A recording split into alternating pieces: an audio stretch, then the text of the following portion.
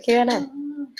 Hi guys, welcome back to another sports Q&A, hosted by obviously Sarcasm City and presented by myself, Yannicka, It's Yan City, and my lovely co-host, my little bro. You know, two-thirds of the fantastic trio, whatever you want to call them, the Holy Trinity, as we've been called on here. Flawless is not going to make it tonight, so you will not be seeing him. Oh, this is going to be a good show then, isn't it, without him? But you're joined by me and Ryan. This is the way it should be for the rest of the time, to be fair. I'm not going to lie. Yeah, so how you doing? I'm good, especially Flawless, because Flawless ain't on, innit? Like, actually, nah, because Ollie signed a new contract, it would have been fun to have him on, to be fair. He would have been celebrating and all this, you know. He would have been on the JD, you know, on a vibe, Flawless, with his Ollie shirt next to him. But, yeah, we can do that next time, innit? Yeah. If you've just tuned in for the first time, please subscribe to the channel, like the video if you haven't already, and share across all socials. Yeah, so how are you feeling about Ollie? Because obviously it's bad news for our clubs because they're going to be doing back-to-back quadruples and we're just going to have no chance at any trophy while Ollie's in charge. So how are you feeling about Ollie? Now you just said that, I have to scroll down to the comments to see what they're saying, to be fair. What they'll be saying. Now, you know what? I didn't, because obviously it came a day after the Sancho thing, so they've obviously like planned it to release the news at a good time, haven't they, for United fans? It's like, because I think they always planned to give him a new contract, and everyone knew, but they weren't going to do it after they lost the Europa League final because everyone was just associated with Man United was in a downer after that. And, you know, it would have been the wrong time to do that. I think if he had won that game, they probably would have done it in the next week. They would have announced it the next. Yeah. They would have said he's won that now. Because to be fair, though, because this is what someone was saying today, I can't remember who, but they were saying like, because like they're all saying now he won't win a trophy. If he wins a trophy, all these sort of Ollie outers, like it's kind of like, yes, you are not winning, you know, maybe the trophies that you want to win, but he's still winning stuff.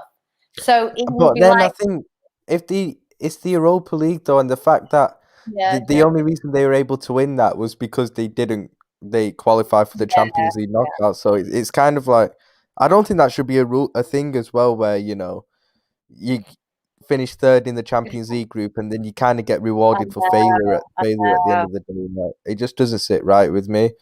So I think the Ollie outers would have stayed Ollie out if a lot of them, if they'd have won that game, but like they lost it, which was fun. But then they didn't release it after that as well, probably because it was all the Sancho thing. But obviously, like, because they got Sancho, it was finally announced. Then, you know, the fans are kind of on a positive, and they announced it the next day. Like, I woke up really late on Saturday, and I just looked at the Shameless FC group chat, just everyone in like Lewis taking the piss in there and stuff, and I was like, oh, has this actually happened? Like, I just went down and laughed in it and started trolling Flawless, to be fair. So like, I mean, the thing is, what surprises me about it is a lot from the majority of like United fans that I've seen on like social media and stuff, they all seem to actually be behind it, to be fair. Yeah, I think like because I was watching a video and it was Aaron, you know, Aaron United, and another guy, I don't know who the other guy was, and he was basically saying, he was making a good point actually with what he was saying. He was basically saying that like, if you try and attract players, so big stars, so obviously Sancho, now Varane, if you're trying to attract these sorts of players, sorry, I've got a pet bird. But yeah, like if you try and attract these big players, you know, these good players to your team, the last thing you then want to be doing is sacking the manager. Because like Jadon Sancho has agreed to join Man United under Ollie, regardless of what people are saying, whether they want him in or out. That's what's been agreed. So, you know, if you kind of give them uncertainty, a lot of these players will think, say they've got two options. Say they've got an option between, I don't know, Man United, who are clearly going to sack the manager, and then like Liverpool, who clearly aren't going to sack the manager. They might feel like, well, actually, I'd rather go to a more settled club. So it's like, you can't really be trying to bring in these players and then sacking the manager. They need that certainty, and that's why he's probably been given a new contract, so that these players are coming in and thinking, okay, it's at least it's settled. Do you know what I mean? So I get Man United fans' frustration because personally, like losing that Europa League, could you imagine if Pep lost the Europa League final? Yeah, even if especially it was more the way they lost it as well in terms of the way they played. Like, and his in-game management in that game was really, really bad. So like, and it weren't like, let's be honest, Villarreal, they're not a good side in it. That's like, what I'm saying. It's not like they lost to Sevilla. If they lost to Sevilla, I'd be like, even though Sevilla are not the best team ever, they are like specialists in the Europa League. So it's kind of like if you lose to them, it's not as embarrassing. It's kind of like when Tottenham lost the League Cup to Man City. It's not embarrassing, you know what I mean? Yeah, because Man City are just better than them. That's the thing, it's more embarrassing for Chelsea to lose the FA Cup to Leicester, because even though Leicester are a good team, Chelsea were expected to win that. You know what I mean? Yeah. Whereas like Leicester weren't. So if Leicester had lost, no one would have been like, everyone would have been like, Leicester got to their first final in however many years. Well done to them. They played all right or whatever. You know what I mean? It wouldn't have been a problem. So I think it's just when you go in as the favourites, like we were the favourites for the Champions League, even though I don't think it's as big as a gap as people like to make out. But no, it wasn't. I mean, the gap between Villarreal and Man United is so much bigger than the gap between Man City and Chelsea. Yeah. But like we're still expected to win it. So when you don't win it, you get trolled more. That's generally what happens. Yeah. Like, because I was like, when we got Chelsea, I was thinking, oh my God, because I was thinking Man United have definitely won the Europa League. I thought we're going to go and lose the Champions League final, and we're going to have Man United fans and Chelsea fans going, oh, you're shit, we're champions of Europe. That's what I thought was going to happen.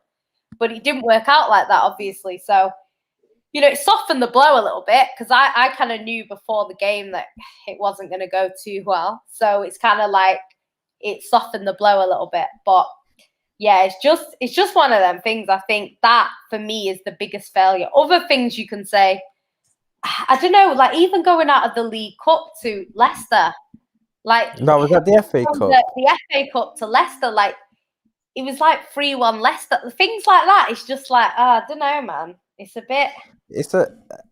Thing is with Ollie, it's like he's just not good. That's the simple thing. Yeah. Thing is, I always used to.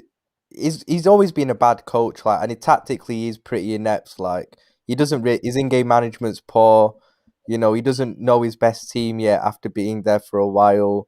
He changes his formations all the time. He's not got a settled team. You can tell his team isn't coached as well properly. Yeah. Like, the coaching there is horrendous. And I think he says himself that he doesn't do any coaching there. I think that goes to, I think Carrick or what's the other guy, McKenna or something. I think they're the ones who do the coaching, and he doesn't do any of it.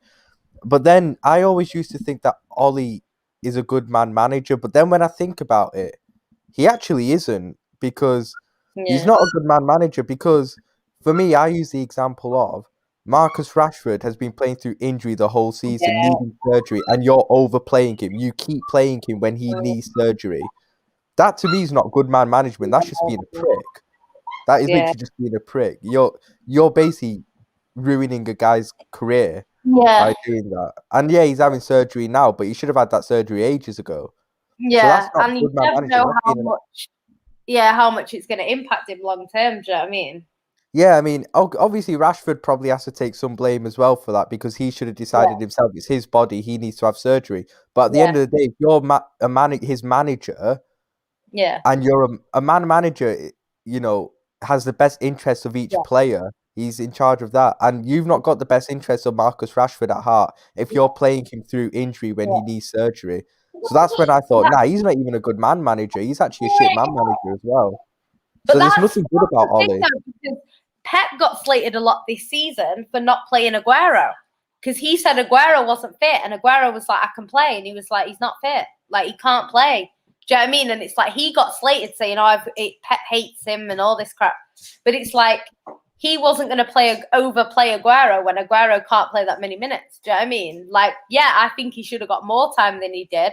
But Pep made the decision that he can't play this many minutes. Do you know what I mean? And It's like, I don't know. I think I agree with you in terms of that. I think his in-game management, like that Europa League, showed it more than anything else, because it's like you need to go for that game. You're the better team. You've got the better players on the bench.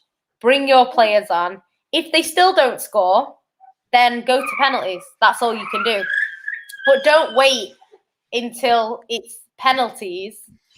And then it's like, don't get me wrong, the penalties were not the problem, because, you know, apart from you can't blame. Yeah. And, you know, they all scored their penalties. You can't blame a keeper for missing a penalty. It's a keeper. Right? The only thing you criticise De Gea about was, why did he not save one of 10 penalties before? You can't criticise a goalkeeper for missing a penalty. He doesn't save penalties. So it's like, you've got a goalkeeper on there that can make more saves in a penalty shootout. Obviously, you never know. It's luck of the draw. With penalty shootouts, you just don't know. The only thing he should have done with that is he probably should have brought on Dean Henderson, who has a much better penalty saving record, you know, in like the 119th minute. Just bring on Dean Henderson, see out that minute, and have him for the penalty shootout. But then at the end of the day, you wouldn't really get onto him for losing a penalty shootout. It's the fact that Man United on paper are a much better team than Villarreal. Yeah. That game and you should never let it go to penalties. Yeah. And what's more, United never really looked like winning the. From what I remember of watching the game, they were playing for penalties at the end. Villarreal, if anything, but I think both teams played pretty shit in football, attacking football. But if you know, United should have showed a lot more intent, and they never really looked like winning either. To be fair, which, you know, they should really be beating Villarreal, because Villarreal are not good at all. Like, even against Arsenal, like, they just weren't good in it. I didn't rate Villarreal. Put it this way, I remember the Sevilla team that beat us in 2016 was a much better team than that Villarreal team. They had actual really good players in that team, from what I remember. So, yeah, at the end of the day, you know, with Ollie, look, I mean, for the Ollie outers who are just, you know, who are so pissed off about this, I understand that, but at the end of the day, contracts don't really mean that much at the end of the day. You know, I remember they gave Mourinho a contract just in the summer of his last season, and he got sacked within a few months. Like, contracts don't, you know, it doesn't stop United from saying to him, we're sacking you at the end of the season. That can still happen.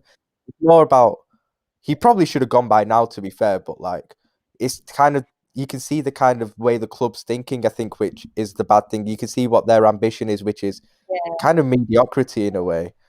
And it's weird because... That's why, this is the thing, because a lot of people get onto Chelsea and City for money and it's all about like money and buying the league and all this kind of stuff, right? Which, fair enough, say what you want to say in it. But the thing is, like, with Chelsea, they have an owner who genuinely wants to win titles. So he will sack a manager if he doesn't see trophies, because he actually wants to win trophies. Man City are the same. They want to win trophies. A failure of a season for us is not winning the league. That is a complete failure. Unless we go and win the Champions League, it's a failure of a season. It depends. It depends how you... Mad. It depends how you lose the league as well, in terms of... If you challenge for it and you come close... it's a bit different, because I think that season where we won it, and to be fair, I always say City didn't have that bad a season as people make out, but I think it's just the fact the standards City had set and the expectation of them now. That's what I'm saying, they were. I feel City were a victim of their own success that season. Yeah, that's what I think. I'm not saying it's a failure for me, because I don't expect to win the league every year, but from an outside perspective, it's like when PSG don't win the French league. It's like, you should have won it. And, you know, there's so many teams in the Prem that are capable of winning the Premier League. Do you know what I mean? It's not like it's just Man City every year and come and challenge us, guys. Like, there is normally at least two teams that are ready to win the Premier League every single year. Do you know what I mean? Obviously, it changes. Sometimes it's Chelsea, sometimes it's Liverpool. You know, sometimes it's an external, you know, party. Do you know what I mean? But, like, it's literally like that all the time, but that's just how it's seen, you know, and we've set such high standards that, like, people laugh at us for winning the Carabao Cup. It's like, how are you laughing at a team for winning a trophy? Like, it is madness. And it's like, YG Jazz here says Carabao Cup won't make them happy, though. This is the thing, because he needs to win a trophy. That's what it should be. That's what it should be. He needs to win a trophy. But yeah, if he wins Because that, if you look at it, City win that every year, along with another trophy. Do you know what I mean?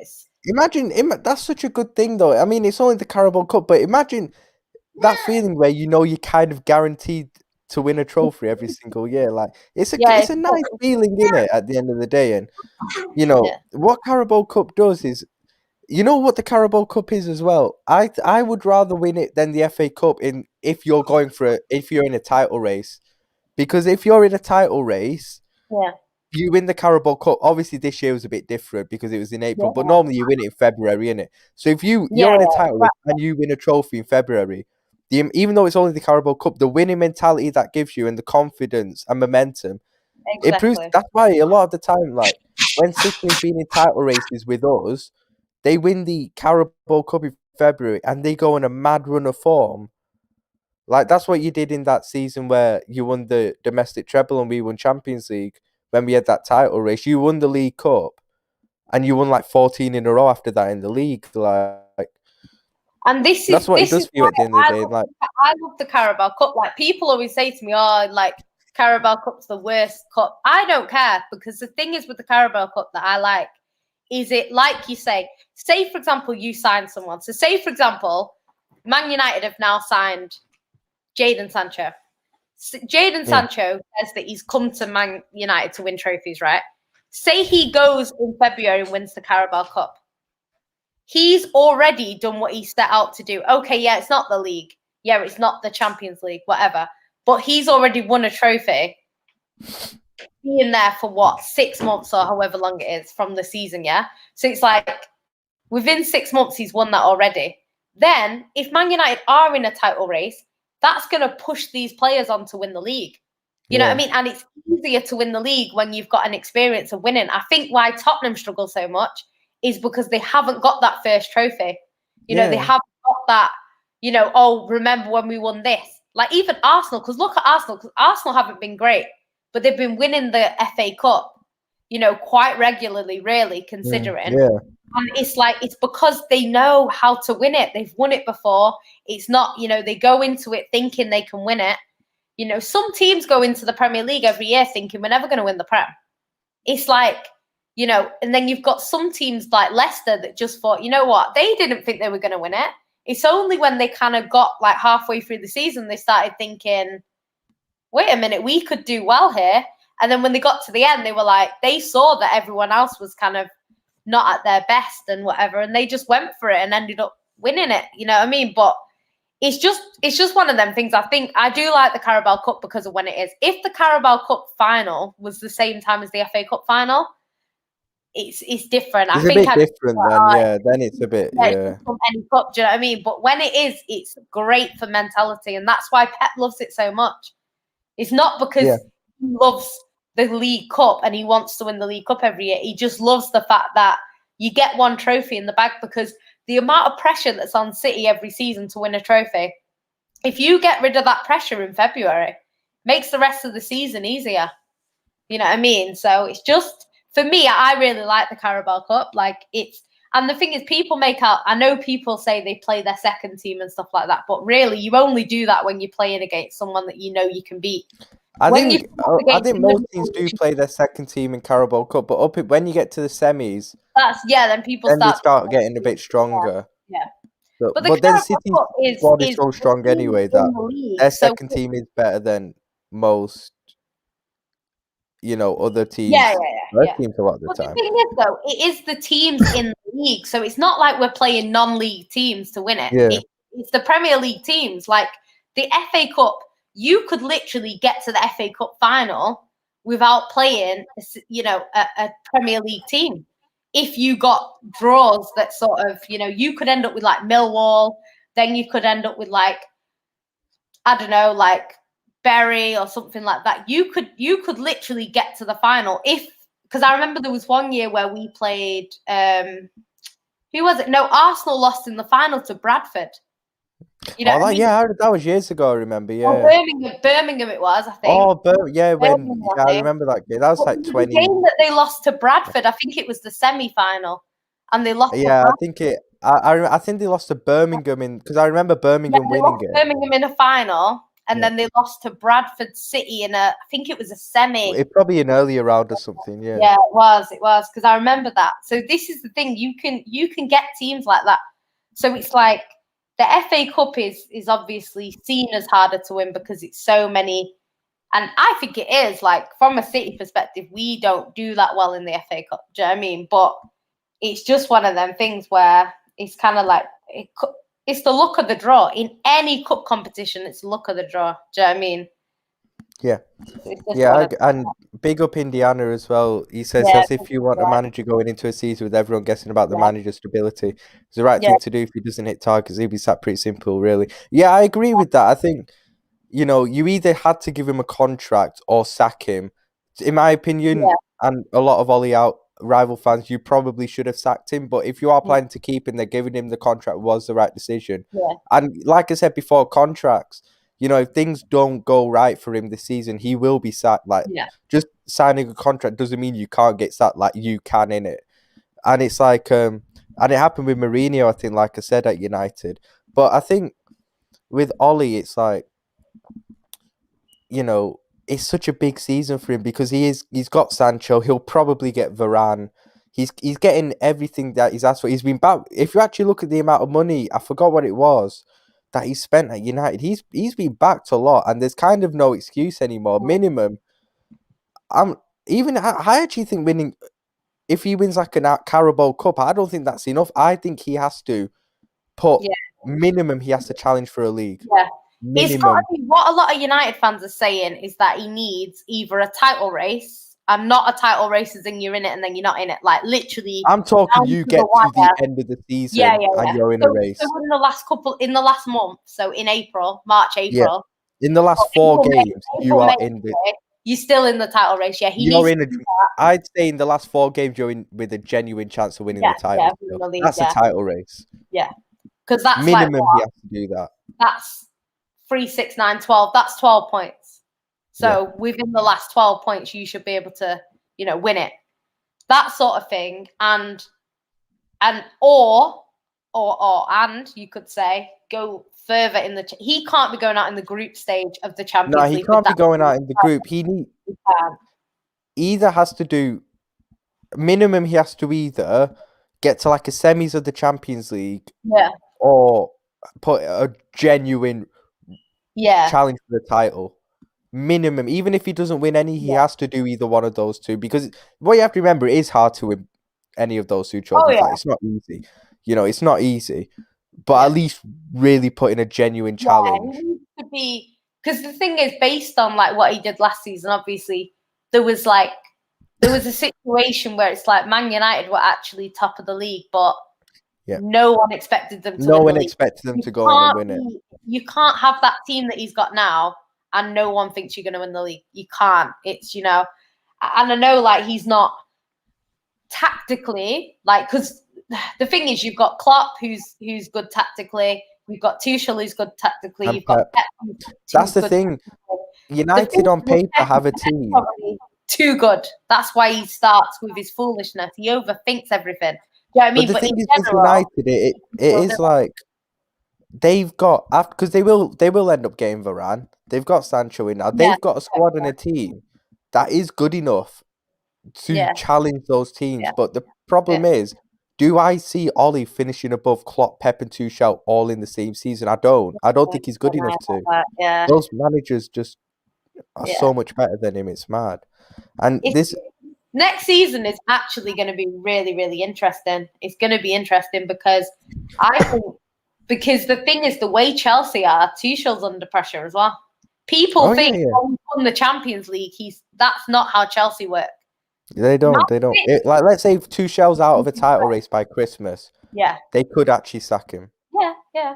Because the thing is with them is, and the thing is, like with City, like what Pep's brought, because a lot of people are saying Pep came in to win the Champions League and he's failed and City are going to sack him and all that crap.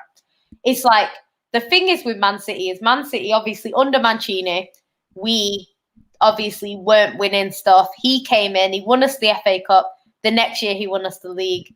Yeah. Then I think he lost us the FA Cup final and he got sacked after that, right? So it's like that sort of happened the time that he was here. Then we got Pellegrini, and who won us the league and the Carabao Cup in his first season. And then the next season, I think he went trophyless. He was quite bad. And then Pep came in the next season. So it's like, yeah, that's kind of like how it went. But the thing is, like, Pep has brought like success.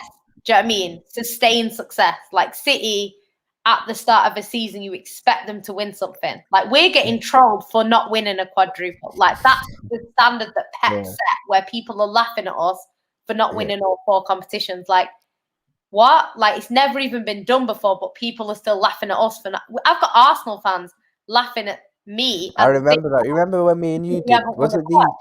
What? Remember when me and you did that Chelsea City? Yeah. Was it a semi-final FA Cup watch along and you lost? Oh yeah. And I remember Arsenal fans saying stuff like, "Oh, City bottled the quadruple." I mean, your arse. I just couldn't believe that still. Actually, This is a good comment. David says he will not win a trophy. He's got too much flaws as a manager. Even if you give Oli Ronaldinho in his prime, plus Messi and Ronaldo, still wouldn't win a Carabao Cup. 370 million counting as 0 trophies. You know what? That's a good point, and it's like 370 mil. You know what's weird with Oli? You know what it is with Oli with me is that as a Liverpool fan, rival fan, I'm happy he's staying. But when I look at it as a football fan, and it's a bit like what I don't like. I believe that what I stand for as well in football is I believe managers should be given jobs based on how good they are and their CVs. Yeah. That's what CVs are there for, aren't they? Like, not based on sentiment and how you used to play for them when you were a player. Because I that's the one thing I hate in football. I hate sentiment. I think it's the worst thing in football because, in my opinion, it stops you from progressing as a club because you're not looking at how good they are, and that's why you look at Ollie's CV. Mulder got finished bottom with Cardiff, and people say, "Oh, he won back-to-back titles with Mulder." Like, that don't count in it. Let's be honest. It's like me saying, because imagine if Ollie gets sacked, right? Because a lot of the Ollie inners defend him by saying, "Oh, he's good enough. He won back-to-back with Mulder." Well, then if you sack Ollie, I bet you all these guys don't know the manager's name who won the Norwegian league this season or next season. Like, they won't pick that guy. So what's the difference with Ollie? That's when sentiment comes into it, and that's the worst thing about it. It's like managers for me. It's different if you've won something that they're trying to win. So if they said we want Zidane because Zidane's won back-to-back champions, that's different because he's won something that they're trying to win. So it's like you would look at that and think, well, Zidane, even if he doesn't do that well in the league, he might win us the Champions League. So it's worth that risk. Whereas Ollie might win them the Norwegian league, but they don't play in Norway. So therefore, it's irrelevant. Do you know what I mean? It's just I don't know, man. Yeah, it's like it's a bit like, because it's like me with Gerrard. It's like, for me, a manager should be appointed at a club based on their CV. How good you look at Klopp's CV, back-to-back Bundesligas, broke the Bayern Munich dominance, Champions League final, built Dortmund up to a very good team, an exciting team. That's a CV there. Ollie doesn't have that. He does, especially for a job, Manchester United manager. This is one of the biggest jobs in world football, Man United manager. And you're getting that job, earning that amount of money based on just being a club legend. That, to me, it doesn't sit right with me. That just on, like, that's what CVs are there for. That's why people who are more qualified for him are getting overlooked for that job just because he scored a goal in 99. That's it. But they can't separate the player and the manager. It's not even like he was like their biggest, best ever captain or something like that. Like, but even then, I don't think it should be a thing. I don't think it should change. I agree, but I think even in that situation, like, we had like Company, right? Company is a manager, player manager, right? Gone to manager now. But it's like, I wouldn't want Vincent Kompany unless he goes out there and proves that he could manage Man City. Like you say, I don't want him to just come in now and manage Man City, because even though I trust that he'd be a decent manager, I don't think he's going to be terrible, anything like that. But he's not proven himself on the big stage. And I've said this with Arteta.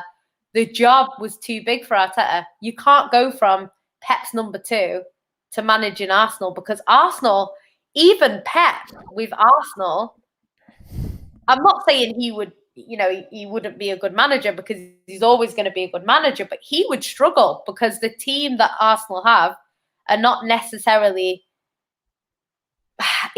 they're not necessarily going to challenge for anything on their own. So you'd have to get players in, then it's waiting for them to gel, then it's working out who. And people make mistakes with transfers. Not everyone you get in works. Do you know what I mean? Some players that you get in, you think they're going to be great, and then they don't turn out to be as good, and vice versa. Others you buy cheap, you think, oh, we'll just get him as a squad player, and he turns out to be one of your better players. So it's all hit and miss. Do you know what I mean? And I think even Pep, it would be a tough job for Pep to go and get Arsenal challenging again. So for Arteta to go and do it, I just think it's too big a job. And I think the same with Lampard and Chelsea. He should have gone out there, done more work, built himself up properly, and then when he's got years of experience, then come in. And the thing is with Ollie is Ollie doesn't even have the excuse that Arteta and Vieira, you could say now, and people like that have, because he's been managing for 12 years. That's a long time. Pep's not been managing. Pep started managing in 2000 in a first team, 2000 and was it 8? 2008, I think it was. It was 2008, I think. Yeah, Pep's only been managing, I think, 1 year longer than Ollie or something like that. So it's like, if you think of it like that, you wouldn't say Pep was new to this game and you need to give him time. Do you know what I mean? But it's like with me with Gerrard. Like, give him time. You could argue Steven Gerrard as a player is probably arguably the biggest legend at the club, but I don't care, because it's like, to me, even if he goes out, like he's doing well with Rangers in it, but even if he goes out and does good things before, because I admit he'll come to Liverpool one day, innit? But if it was up to me and I was like chairman of Liverpool, I'd ban any ex-players from becoming manager, because I would, because I think even if Gerrard has a good CV, you're still appointing him based on sentiment, and I don't like that, because then even when he comes into the job, there'll be sentiment there, and it will overcloud people's judgment. When Gerrard comes in, I can't back that appointment because it goes against everything that I stand for about it. I just can't back it. I want him to do well, like I'd want any Liverpool manager to do well, but I just can't back that appointment because it goes against what I kind of stand for and what I like. That's the thing. It's just, I mean, you look at it. We brought Kenny Dalglish back in 2011. We won a Carabao Cup, but we finished at 8th in the league. Like, that weren't going anywhere, innit? We sacked him, appointed him based on the club legend, sacked him. Oh yeah, we appoint Jurgen Klopp, who had no previous allegiance to the club, but had a CV and look where it's got us. Premier League, Champions League winners. That's what CVs are there for. You don't appoint managers on sentiment. That's what it is. I think sometimes the problem is everyone's expecting like a Pep situation where they're gonna come in and like they love the club and they do well, but like you say, it is quite rare. Like, one of Man United's best ever managers is ex-City and Liverpool. Do you know what I mean? And it's like he had no allegiance to Man United. The only thing that he had in common in Man United is that he lived in Manchester. Well, they were in Old Trafford by then, but like, it's like that's the only thing that he had. He lived in Manchester. A job was he's waiting for the job at Man City. Man City had, I think, Alisson at the time, who was great. So they didn't need to get rid of him.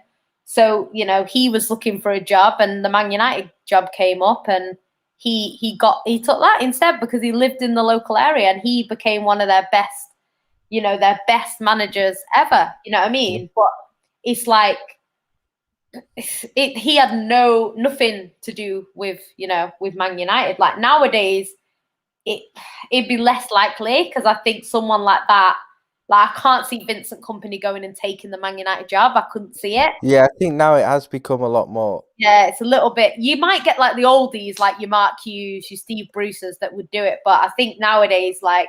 But to me, I don't know. I wouldn't care about it for me personally. Like, let's say. Who's a United manager managing? Steve Bruce, right? Yeah. Let's say he was some amazing manager. He's not in it. He never will be. But let's just hypothesize. He's an amazing manager. Probably the best one from United. Yeah, he probably is. But let's say he's a guy who, if I knew he came to the club, he'd win Premier League, Champions Leagues. But he played for United. I'd be like, I don't care. I want trophies for my club. I genuinely do not give a shit. Getting a manager, whoever, I don't care who they've played for in the past. I don't care who they've managed in the past. Get him in and win my club trophies. That's all I care about. Yeah. I'm not on this tribal, sentimental passion shit that people are on in it. I don't care in it. Like, I've heard United fans say they wouldn't take Jurgen Klopp because he's managed Liverpool, and I get that, but it's like, it's like, come on in it. That I just don't like that in a way. Like, do you think if Sir Alex Ferguson was still managing at United and he was like, "Oh, I want to go Liverpool," I'd turn that down? Of course not, because I'm not even coming and winning trophies. Like, I don't like Fergie in it. Like, I can't lie. I don't like Fergie. I respect what he's done. I'm never going to say that he's a shit manager or anything like that. I'm not a hater. But I don't particularly like him. So it's one of them. Like, for me, he's a Man United legend. He's Man United through and through. And I think he's not like other managers that have been passed around. He's Man United. You know what I mean? It's kind of like Pep says now that, like, you know, he's like a City fan, basically. You know what I mean? He's a fan of Man City, because when you spend, a lot of people that kind of get close to Man City, they kind of have a love for the club. Like, you see a lot of ex-players that played for City years ago that are still like, come on, can't wait for us to score. Do you know what I mean? Like, they're kind of still connected with the club, and there's something about City that, you know, brings these players in. It's probably the same for some Man United players at Man United and X, Y, Z. That's why you've got people like Evra that are like still loving off United years later. So you always get them sort of players. And it's like, I don't know, like, I couldn't imagine Pep managing another team in the Prem. And I think if he did, it would have to be like maybe like a Crystal Palace or something where it's not, they've got no issue with Man City. Like, I couldn't imagine him going, taking the United job. Do you know what I mean? I get what you mean. Like, if Jurgen Klopp was to go and manage United, I'd be upset. Yeah. But at the end of the day, if I was a United fan, I wouldn't be complaining about that. Like, if Jurgen Klopp goes United, I'll be gutted because I know he'll lead them to success. Yeah. That's the worst thing about it as well, because I know how good he is. This is a good comment for C1 London. Jan City, if they lose Pogba and don't get two midfielders to replace his importance in that team, if they don't get DM, I ain't really worried about United. One thing I will say is, if they lose Pogba, you then look at their midfield options and it's not good. Yeah. Like, it'll be like Bruno, Van der Beek, Fred, McTominay, Matic, who's I rate Matic, but obviously he's too old now. His legs are gone. You know, who else have they got there? It's in terms of midfielders, like that. If you look at those options, they've given Mata a new contract, haven't they? They've given Mata a new contract, but again, his legs have gone as well, and he won't play a lot anyway. Like, I don't even think Ollie played him a lot this season. Apparently, they're giving him some coaching role, I heard, after this contract or something. But you know, Pogba is literally the star midfielder, the star name in that midfield. That if they lose that, come on, like, Bruno, decent but not amazing. He's got a lot of flaws to his game. Fred, I think I rate Fred, but he's not anything special in it. McTominay's shit. Matic's legs have gone. It's actually Van der Beek, you know, he don't even play. But again, like, I rate Van der Beek, but he's not a world beater or anything. He's not someone that you'd be like, shit, they're going to win the league because they've got he's not a world beater at the end of the day. Like, he's a good player, but he's not like, I wouldn't fear them. I wouldn't fear him. Do you get what I mean? Like, even if they get, because people like say if Pogba leaves and then they get someone else in, but the thing is, like, what people need to realize as well is it's hard to get an upgrade on Pogba though. That's the problem. Sometimes though, when you get, because they might get someone in who's not as good as Pogba, but they're better for Man United than Pogba. It's kind of like Bruno. Like, Bruno is not a better player, but Bruno at Man United has just been. I kind of disagree with that in a way, because I think Bruno has been given the license to be able to play like that, whereas Pogba has. But regardless, Pogba's being treated like a James Milner utility player at United, when it's him. He is, because he's been put out left, right, in the double pivot, DM, attacking mid, everywhere. And it's like, if you could put Pogba in that Bruno position as like the most advanced midfielder, it's scary. But they're giving it to a guy who. The reason why they don't, I don't know why. I don't know whether it's. I don't know. There's a reason why they obviously haven't. I don't know what that is. But it's weird, like, because the thing is, like, this is what I'm saying. It's like, you can get a star player, and then sometimes, like, even someone that comes in that's not as good. Like it's like we've got Benjamin. It depends what your system is, but the problem is Ollie doesn't have a system. But we bought like Benjamin Mendy, right? And Benjamin Mendy, when we bought him, was great. Like I really wanted. He's one signing that I really, really want. He mashed Man City up differently when he played for Monaco against us. Oh my god, he mashed us up. I was like, I want this guy.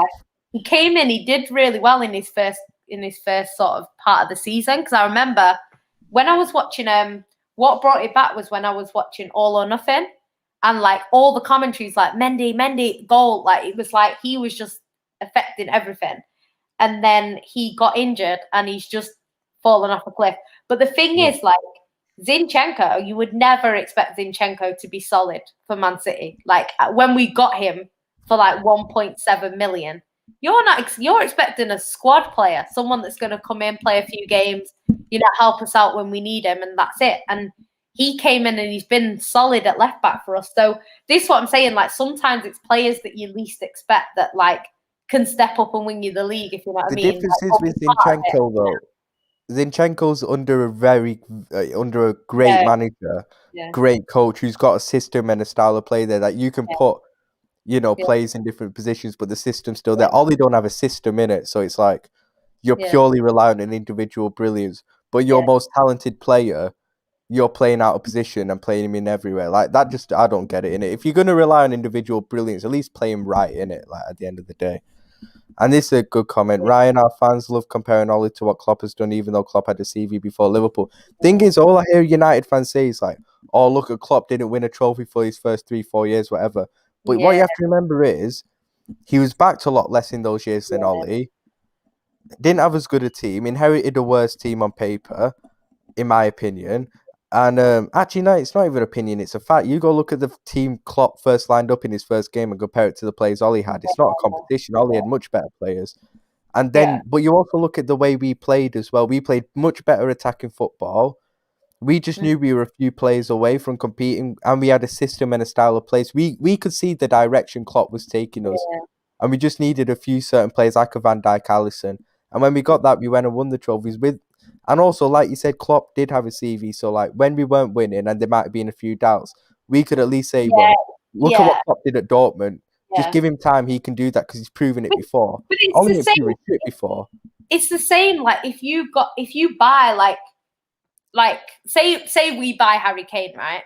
And Harry Kane starts badly and he doesn't score many goals. Like that because Harry Kane's done it before. Look what he's capable of. We've seen what he's capable of. He'll get where he was. Do you know what I mean? Whereas it's like if you buy a striker that's only ever scored 4 goals and he's struggling, you're gonna think, is he gonna get 4 goals this season? Do you know what I mean? You're not gonna expect him to go and score 20 in the second half of the season. Do you know what I mean? So it's I think the CV helps them when they're not doing so well. So like when Pep came in, Pep's first season, to be fair to him, that team that he had, people are acting like he got given the best team ever. Like, yes, we had a decent spine, but outside of that spine, everyone else was pretty bad. And he changed the whole team pretty much, changed the way we play. And he then went on to have our best season we've ever had. Do you know what I mean? But it's one of them things where even when he wasn't doing, but I wasn't worried. I wasn't like thinking, oh shit. Oh, because I remember. I was like, it's Pep Guardiola. He's going to do it eventually. And he did. Do you know what I mean? And you were probably the same with Jurgen Klopp because you know what he's done before. You're not worried. Whereas I think with Man United fans, there's no evidence that Ollie is going to go and be successful. There's no evidence that he is going to go and win them trophies. Yes, he could do it. You never know. He could get Varane in and, keep Pogba somehow and maybe get another midfielder, and Man United could just go and kill it next season and be really, really good and win the league. Like, it could happen, but it's like you wouldn't put your house on it. You wouldn't bet a serious amount of money on it. Whereas with Pep, if Pep got say Pep did get Harry Kane and Grealish and Chelsea didn't buy anyone, you could probably put a lot of money on the fact that Pep should win the league. Based on that. If no one buys any players and he buys them too, you could probably say, yeah, I put some money down that Pep's going to win the league. You wouldn't do that with Ollie because we don't know. We know what Pep's capable of. We don't know what Ollie's capable of. And I think that's kind of where it becomes different like that. And I think I don't know, like you know, some United fans have said like, this is great. This is the best thing that could have happened because two things are going to happen now. It's either they're going to get the players in, they're going to back him fully, you know, like they say, he's not been back him fully. He's going to go out there and he's going to prove everyone wrong and win stuff. And they're going to say, we were right to back him. We were right to keep him, blah, blah, blah. Or he's going to go out there and shoot himself in the foot. Yeah. You know what I mean? And he's going to lose or he's going to do poorly. And the club will have every right then to say, sorry, you're sacked. So he's been given all the tools now and it's up to him what he wants to do with it. Do you know what I mean? Yeah, I think, like you said, it's just if you've got a good CV like that. Obviously, when Klopp wasn't winning stuff, there were a couple of times when I was like, not Klopp out, but I was like worried in it a bit. Because there were a couple of dumb results in there, which I'm like, is it just going to keep being like this? Like, but then I still believed in him because I was like, look what he did at Dortmund. He has got the credentials. He's done it before. So just give him a bit more time, a few more signings. He will be able to do it. And he's gone and done it. Whereas with Ollie, there's no proof he can do that. Yeah. Guy was at Mulder and got finished bottom with Cardiff. Like, come on, like, no. And Ali asked, Ryan, your dream summer transfer window. We've already got Kanate, so I think we've got enough centre-backs. But one thing we need to do is we need to get a lot of deadwood out. Anyway, we need to get like Origi and Shaqiri out. That's a big thing as well. But I'd say one or two midfielders, like a Saul or someone.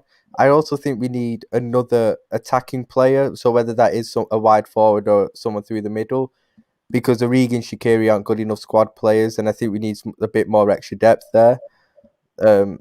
I don't know who may be, because we were linked with Daniel Milan, who's a striker, but I think he's going to Dortmund now. I'd love to get someone like Pedro Neto at Wolves, but I can't see that happening, to be fair. So, for me, a midfielder, another attacking player, and maybe a backup right back, but I think we can get away with that, you know, because we've played Milner there before. I know Milner's old, but Milner played there I remember against Leicester earlier in the season. He was like man of the match. He was unreal. So, and I think Fabinho can play there. So I think we can get away with that, in my opinion. So yeah, that would be my ideal transfer window. And Jupe says, "Great stream, guys. Keep up the good work. Big up, Jupe." This is an interesting question, actually. Look, I'm not gonna say. I don't know what's happening in it. I've heard a few things, but you know when a lot of people say, "Oh, look at what City have done," they're definitely, you know, violated financial fair play. But half of these guys don't even know what financial fair play is in it. Like, so how can you judge City when you don't even know what it is? That's why I don't say anything about it because I'm not an expert on financial fair play. So. For starters, financial fair play is a load of bullshit to me anyway. Like, I understand. I agreed with it at the beginning. They said that this system was going to come in, so clubs didn't go into too much debt, clubs didn't go extinct. You know, they could help basically save these clubs that can't afford. So, say for example, you're an owner and you only make $1 million a year. Say it's a small lower league team or something. You make $1 million a year, right? And you're trying to spend half a million on like one player. Obviously, that's not going to work because you only make £1 million as a club and then you're trying to spend half of your budget on one player. That's obviously not going to work. So the idea of financial fair play was for someone to come in and say, look, you can't afford that player. You're going to have to buy someone a bit cheaper because you don't have the money. And then that club then would be saved from going into administration and all that crap. That's what it was there for. So when I first heard about financial fair play, I thought, fair enough, that's fine. You know, and I don't even mind if they had spending caps, as in, you know, you can only spend this amount of money per season, whatever. Do that. That's fine. The thing is that it's not like that. It protects the richer clubs. So basically, the richer clubs can spend whatever the hell they want, and the poorer teams can't. So it's like, fair enough if you can't afford it, but there's teams in the league that can afford it, but because their income is not really high, they can't afford it, even though they've got the money there. And like with City, the problem with City is what they're saying is that our owner is giving his own money to the club, right? Which isn't allowed. Which football, by the way, is the only business in the world where you can't invest in your own business. This is his business. This is his, you know, It's his money. He's not stealing it from the bank and giving it to us. He's not doing a lot of this. Is it because he's doing it from another maybe company he owns or something? So what happens is, because you can only give a certain amount, I think there's something about, it's the way he's done it. He could have just given us a cash injection, but he's kind of, apparently what they're saying is that he's done it through like a company. So it's like a sponsor, but it's his money. But it's actually him, yeah. Yeah, so that's what he said. But that being said, like, we're not the club that's been backed the most by our owner. Like, it's kind of like now, like I've heard with the Haaland deal, that basically Haaland wants this amount of money, but basically what they're saying is that Roman is going to have to give the agent money out of his own pocket and then put the transfer through of Haaland at 130 million. But it's not 130 million. It's more than that. But he's going to pay the money out of his own pocket to the agent and to his dad. So it's similar to that. Like, it's literally, you're just not putting it through as you should put it through, and you're giving them money on the side or whatever. But the thing is, like, he's not done anything criminal. He's given his own money to his own club. Like, it's not like he's stolen money from Man United and given it to City. Like, it's not as deep as people say. Financial fair play to me is a load of shit, because it's not stopped clubs from going into administration. There's been clubs dropping off like flies. Bolton struggled for time. Bury actually went into administration. So there's clubs that haven't lasted. So it's not worked, and they've not stopped. There's clubs that are in so much debt that are still spending ridiculous amounts of money. Man City didn't have any debt. The only debt that they have now is, the good debt, as they call it. So you need a certain amount of debt in a business. Like, that's how it works. So they have debt, but he could literally pay it off tomorrow if he wanted to. So basically, they're annoyed that Man City, that the owner is investing in his own club. So it's not as bad as people make out. Man City, it's not like Man City going out every season and spending, breaking the transfer record every year and paying 500 million for a player. Like, we're not doing any of that stuff. Like, so for me, I don't think it's a massive, to me, everyone backs financial fair play till their club get told they can't make any signings, and then they're like, oh, it's bullshit. Do you know what I mean? It's just like, it's just one of them things. The thing that I would say about Man City that I like is the fact that they haven't dramatically put up our season cards. So rather than him putting his own money in, he could just put the season cards up to £1,000 each. But why should I pay more because he wants to buy players? Like, so the thing is, the clubs that are allowed to spend more are the clubs that rip their fans off. Like, how many people can afford to go to Man United games every single week? Not many, because it's expensive. Do you know what I mean? Man City fans can afford to do that. So if he's going to take money, I'd rather it's from his own bank account than the fans. But a lot of football fans would rather that the club took money from them than their own bank account. And then you've got on the flip side Man United fans who complain about the owners not doing what our owners are doing. So really, to me, I don't care. Financial fair play is ridiculous. Like, Man City took them to court and basically won. So it's just like, now they're just coming after us. I don't care personally. Like, if you want to give us a transfer ban, give us a transfer ban. Do you know what I mean? I don't care less, you know what I mean? It's ridiculous. People have been investing in their clubs forever. It's only since financial fair play came in that you were told you're not allowed to do it. People are acting like this has always happened. Real Madrid get money from the government to fund their club. That is more corrupt than taking money out of your owner's bank account. Yeah. Like, it's ridiculous. Like, you've got Real Madrid fans going, Man City are dodgy. Like, Real Madrid fans. Like, come on now, seriously. If any club is corrupt, it's not Man City. But it is what it is. It's just when people who are doing, trolling Man City over this and criticizing them don't even have a clue what financial fair play is. So that's why I never get into any of this, because I don't even know what it is. So how can I go in on a club when I don't even know what it's about? Do you get what I mean? It was created a few years ago to basically keep the big teams at a distance from the smaller teams. Because what happened is, before people like Roman came in and Sheikh Mansour came in, it was very much like there was only a certain amount of teams that could win the Premier League. There was only a few teams, like okay, fair enough. You'd get like the odd team coming out of nowhere, but bear in mind that was investment. Big up Lewis, man. Says champions of Europe as usual. I sent you the link if you want to hop on as well, bro. Yeah, do you know like Blackburn when they won it because they got an investment.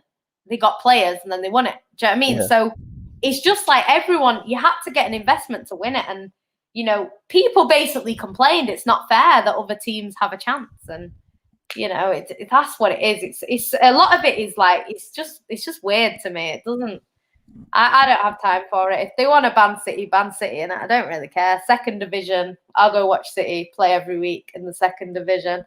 My season card will go down.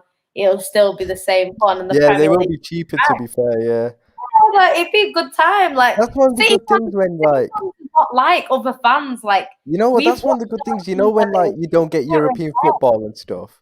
You know, like when you don't get when you're like a Liverpool, so you don't get European football, the prices go down on the tickets. That's actually one good thing, you know. Yeah, that's what will probably happen with Arsenal. It is good. It saves your bank account at the end of it. Yeah, because I'm on a cup scheme, right, for all 3 of the cups, right? So if Man City go to the final of every single cup, and a lot of City's games are at home now, which is so dead, because you don't want to play Blackburn at home. You want to play Blackburn away because the away day is 10 times better. You want to play, you know, all of these lower league teams. You want to go to bloody Burton and play them there. You don't want to be playing them in Manchester. It's dry. Like, away days are better anyway. I've never been on an away day. It's too hard to get tickets. It's honestly, but this is the thing. If you get Carabao Cup draws, it's easier to get tickets because not even at Liverpool. It's still if you're away round after round after round, people eventually will say, "Oh, I won't bother with that one" or whatever, depending on what it is. Like, you know what it is though, with the if you get like a smaller team away in the Carabao Cup, the likelihood is they got a small stadium, so you don't get a big allocation. That's the problem. True. And plus, what fans do is fans want to tick off every ground in the country. So if they've not played them before, everyone wants to go. It's true. Like, I can't get tickets for Tottenham away because every City fan wants to go to the new stadium. It's a new stadium, yeah. So it's hard. Like, I've been to White Hart Lane, but I can't get tickets for this new one. Like, I'm not even going to bother looking because I ain't getting a ticket for this first game of the season after you. Oh, yeah, I know. There's not even any point. I am not getting a ticket in advance. But I'll see if I can get some maybe later in the season. Do you know what I mean? Yeah. But yeah, it's hard because City's all off loyalty. So it's the fans that go week in, week out, home and away that get the tickets first. And it's difficult. But this is the thing, like, it's like when they play home after home after home, oh my God, the amount of money that comes out of my bank account. I'm like, yeah, it just goes, down, it's not that deep. Yeah. This is a good question actually for you. And when's Pep leaving City, do you think? I don't know. Do you know what? He likes it. He loves Man City. Basically what he says is, and when I said before about Pep supporting City, I meant in the Prem. He's a Barcelona fan, obviously. But he's happy here, but he's not happy with the weather. But it's a bit depressing. Like, living in Manchester is a bit depressing, you know. Like, it just rains almost every day. Like, it is depressing, especially like what this guy was saying is that he was saying like he lives in the city centre of Manchester, and he says like it is depressing when every day you look outside and it's raining and the sky's grey. And it's like, I think if you live in like a sky tower like these players do, every day you open, well, they probably don't even have like blinds. It's just like the open sky and you're just seeing grey cloud. It's not what you really want to see. Like when I go to like Los Angeles, right, and you stay in hotels and you look out the window and it's just beautiful blue sky and palm trees, and it's so much nicer. Like, and this is where a lot of these players are from. They're not from Birmingham. You know, they're from like nice, either like not tropical places, but they're from places like Portugal where it's nice outside, and you know, even like parts of France and stuff, depending on where you are. Like there's parts of like France that are really nice. You know, so to kind of come to Manchester and you're kind of stuck with the grey Sky. I can kind of understand why they might not really want to, because it's all the ones that live in the city centre that don't like Manchester. If you notice, the ones that live outside in Cheshire in their mansion with the trees and the greenery and their big 10-bed house with a swimming pool, they're not the ones that start saying they don't like Manchester. It's all the ones that live in the city centre, and like Pep lives in an apartment in town. Does he? Yeah, he lives in it's probably like a penthouse. He doesn't live in a big massive house. Like Gabby used to live in town, but now he lives in a big house. But he's a lot happier since he's moved to his house. Yeah. So yeah. Daniel's saying Fergie won the Champions League with Aberdeen. He didn't win the Champions League. I think he won the Cup Winners' Cup or something. Yeah, it's the Cup Winners' Cup. He didn't win a Champions League with them. Yeah. But this is the thing is like what Fergie did with Aberdeen was amazing. It was. Don't take that away from him.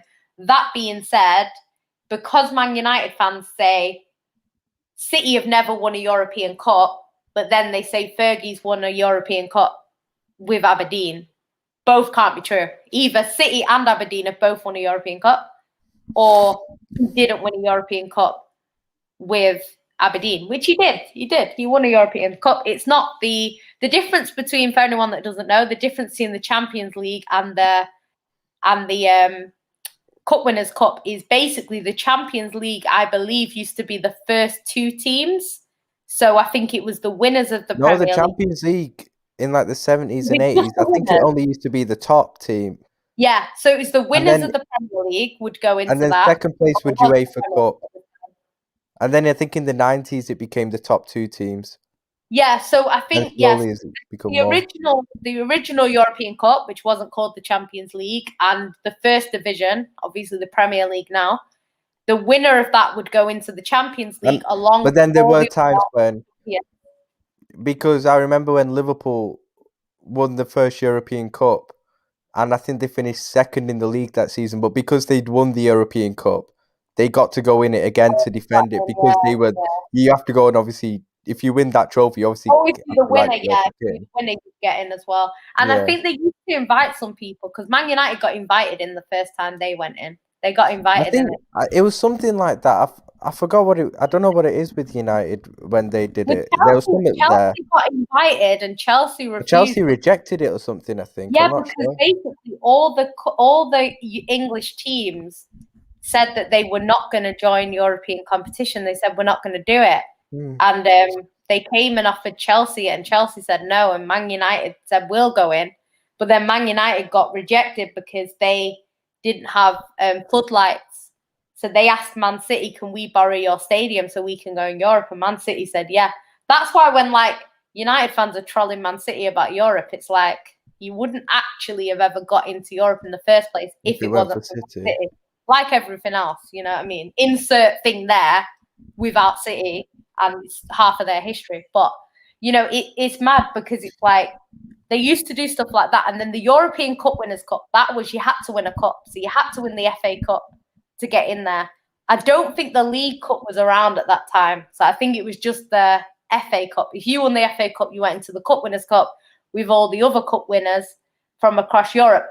But the Cup Winners' Cup, you couldn't lose a game. If you lost the game, you went out. Yeah. It wasn't like the Europa League. People try and compare it to the Europa League, but Europa League, you can lose like 3-4 games and win it. Like you couldn't do that in the Cup. So it wasn't as easy as people like to make it out. And that's why Fergie's achievement was so good at Aberdeen. You know what I mean? Because I think he beat Real Madrid in the final, something like that. So yeah, he did well. He did well to win that. Man City won it years ago. I can't remember who they even played in the final, but they won it as well. But we won it with one of our best ever teams. We won. I think we won a double. And then we won that. I think the year after or something like that. So yeah, it was a great team. We had great players at that time. So yeah, it's one of them, innit? Like, I think it's kind of like if you look back at the Champions League now, there'll be people saying in like 50 years' time, like, oh yeah, well, back then, the teams weren't as strong. You're always going to get people It'll always coming change in eras how you look at it, because yeah. there'll always be They'll changes have to it at the end now of the day. probably won't be the Champions League because let's be honest, it's not the Champions League because it's not just champions in it. So they should the name change they should have it. just kept it the European Cup, to be honest. Yeah, it should be the European Cup because it's not a Champions League. Because how many of the champions in England that have won it have actually been champions? Like what was it? Like 2008 was the last time when Man United won it and were champions. I think every time since then, when an English team's won it, they've not actually been champions at the same time. So, yeah, it's not really a Champions League. So they'll probably change it again. Yeah. Ali's asking Ryan who's top 5 managers in the world. So obviously I think this is in no particular order as well. You got Pep, Klopp, got to put Tuchel in there at the moment. It depends. Obviously, Mourinho's great, but you can't put Mourinho in there now based on what he is like now. I think Zidane probably has to go in there as well still. Yeah. I think Zidane has to go in. Maybe, and the fifth, I don't know. If we're going by club managers, I'd say Hansi Flick, maybe, someone like that. Poch,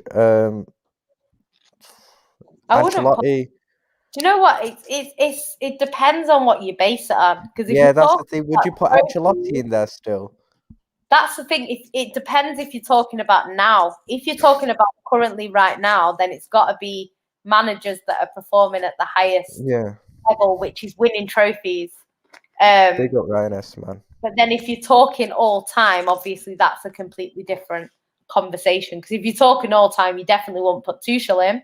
But if you're talking right now, you have to put him in there. Do you know what I mean? Yeah, it's difficult. I don't really know. I'm not good at stuff like that because just depends. And then you've got people that are at better clubs. It's like now, like Poch is expected to win now. He's not at Tottenham anymore. He's expected to win trophies. Especially with the team he's building there as well. He has to win it. French League next year, he's a gunner. They can't keep him. Let's be honest, he's defo winning that French league. Like, there's no way he's not winning that. He's got no choice. There's no way he's not winning the French league. Honestly, if that team doesn't win the French league next season, that's the biggest failure in the history of football. How can you not win the French league with that team? I know, 2 years in a row as well now, man. Especially if they get Pogba as well. The only way he'd redeem himself is if he won the Champions League. But even then, I think they'd be saying, "How did you not even win the bloody French league?" Do you know what I mean? They'd probably do a Chelsea. They'd probably keep him, and then if he looked like he wasn't going to win the league the next year, they'd sack him because there's no way he can go 3 years without winning that. Like the Champions League would redeem him because that's what they're really after. Yeah, it's just madness. Nah, I think they've defo got the French league in the bag. They'll probably win that by about 20 million points or something. But Champions League's a big one. I do think they're the team to beat in Champions League still. Flawless is busy tonight, so he's not on, but he'll be back. Tonight. Yeah, financial fair play is a load of crap. It's just been created by the big boys to stop the other people eating at the same table. And unfortunately for them, Man City and Chelsea before, to be fair, but Man City more so, have said, fuck all you lot, we're sitting at this table. And they don't like it. And that's why it's like a witch hunt. And this is why I couldn't care less what rules Man City are breaking. I couldn't care less whose feelings were hurting. Because at the end of the day, when we had no money, no one wanted to help us. But all of a sudden, now we've got money. It's not fair, it's not fair, it's not fair. It was never not fair when Man United were buying signing after signing. I've DM'd you the link just now, Ryan S. So hop on, bro. Like it was never unfair when Man United were buying the best players, some of the best players in the Premier League, and we couldn't afford to even pay our staff. Like it wasn't unfair then. So personally, I don't give a shit if it's unfair now. Let's just be honest. Boswell, I don't know who Vlahovic is. I've heard of him, but I don't know much. But the other two, I'd love the other two. But nah, it's not gonna happen still. It's not gonna happen. Lewis says champions of Europe, same thing as usual. I've DM'd him the link. He might hop on towards the end. I've sent him the link. United lose to QPR. Suddenly, Flaws can't make the Q&A, bro. In all seriousness, he's busy tonight, but you know, I thought he'd be here celebrating his guy Ollie getting a new deal, you know, but on the JD tonight celebrating that, but clearly not in it. He's probably on a night out to celebrate it instead, you know. Can't blame him, to be fair, when they're about to win back-to-back quadruples. I can't wait till we do our season previews and I can say quadruple for Ollie as the minimum. That would be funny. Yeah. That's what the idea is with Chelsea.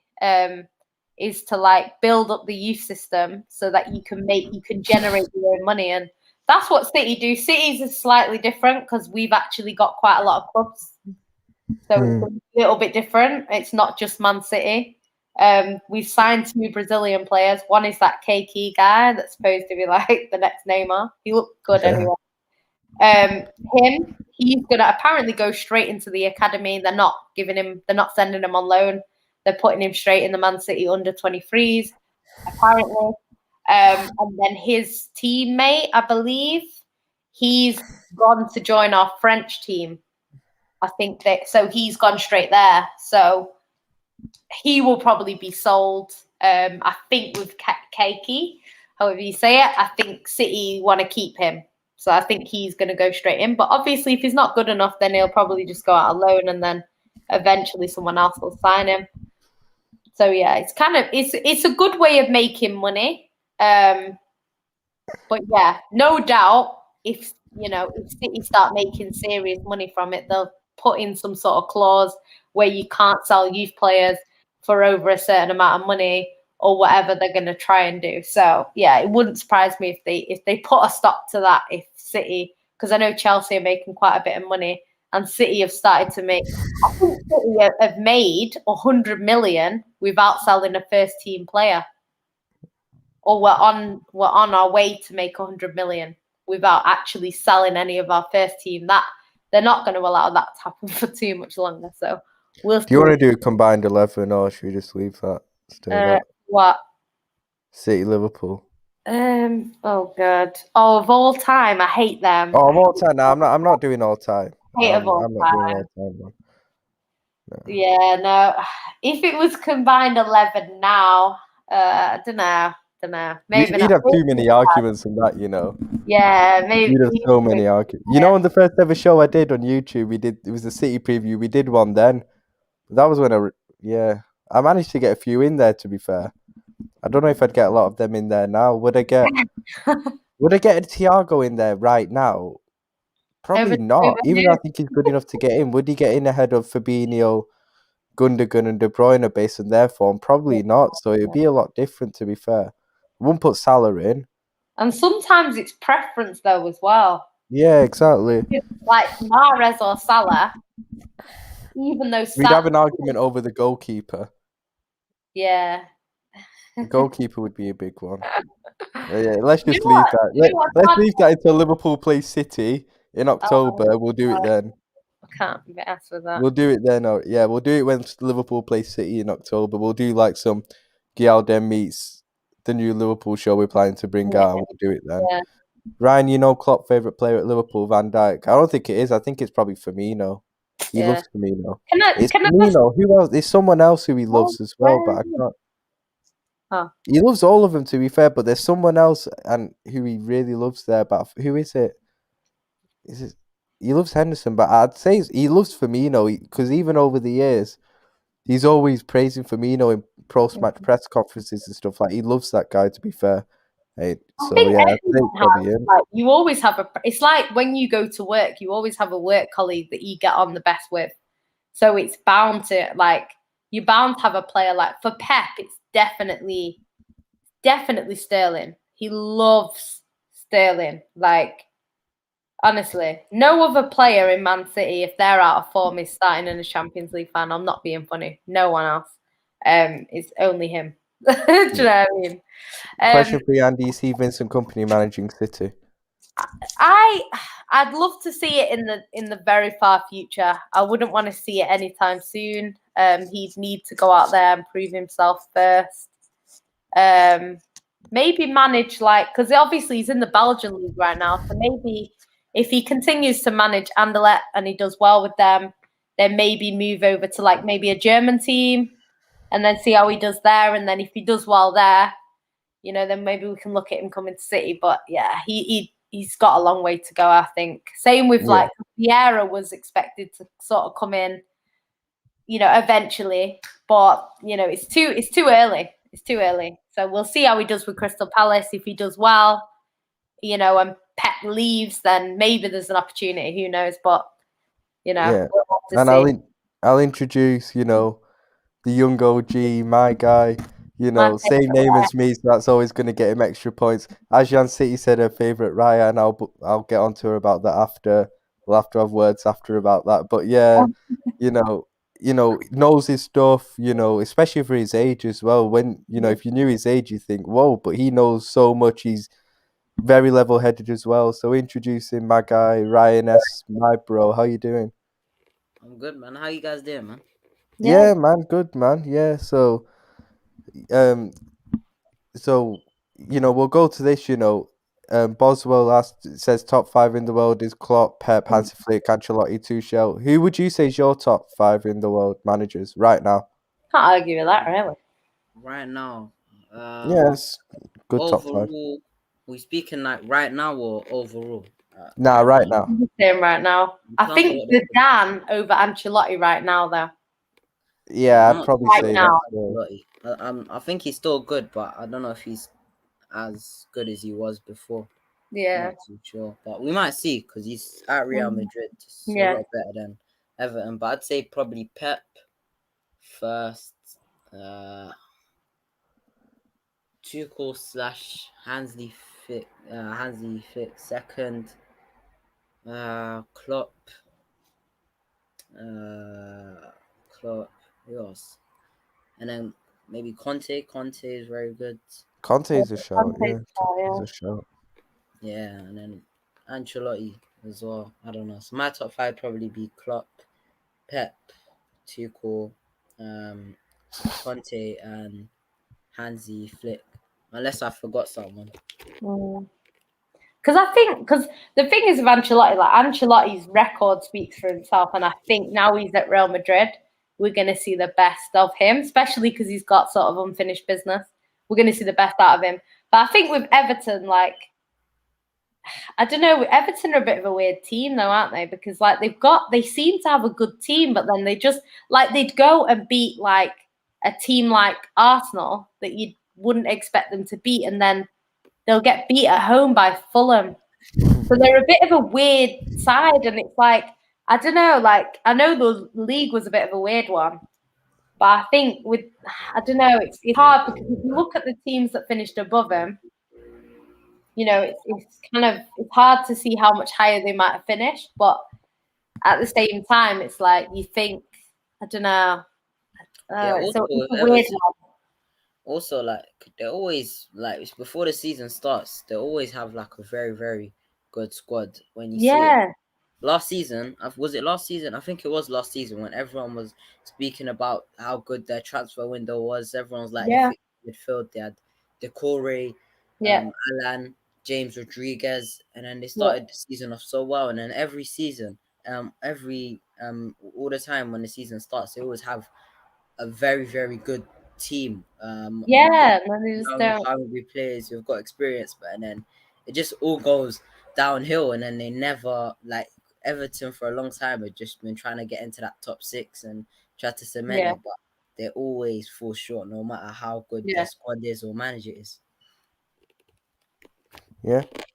Can I just get, because somebody said, Don KJB said before, every centre-back at City is worth 50 million. City have ruined the transfer market. That's not true, because we've never actually broken the transfer market fee.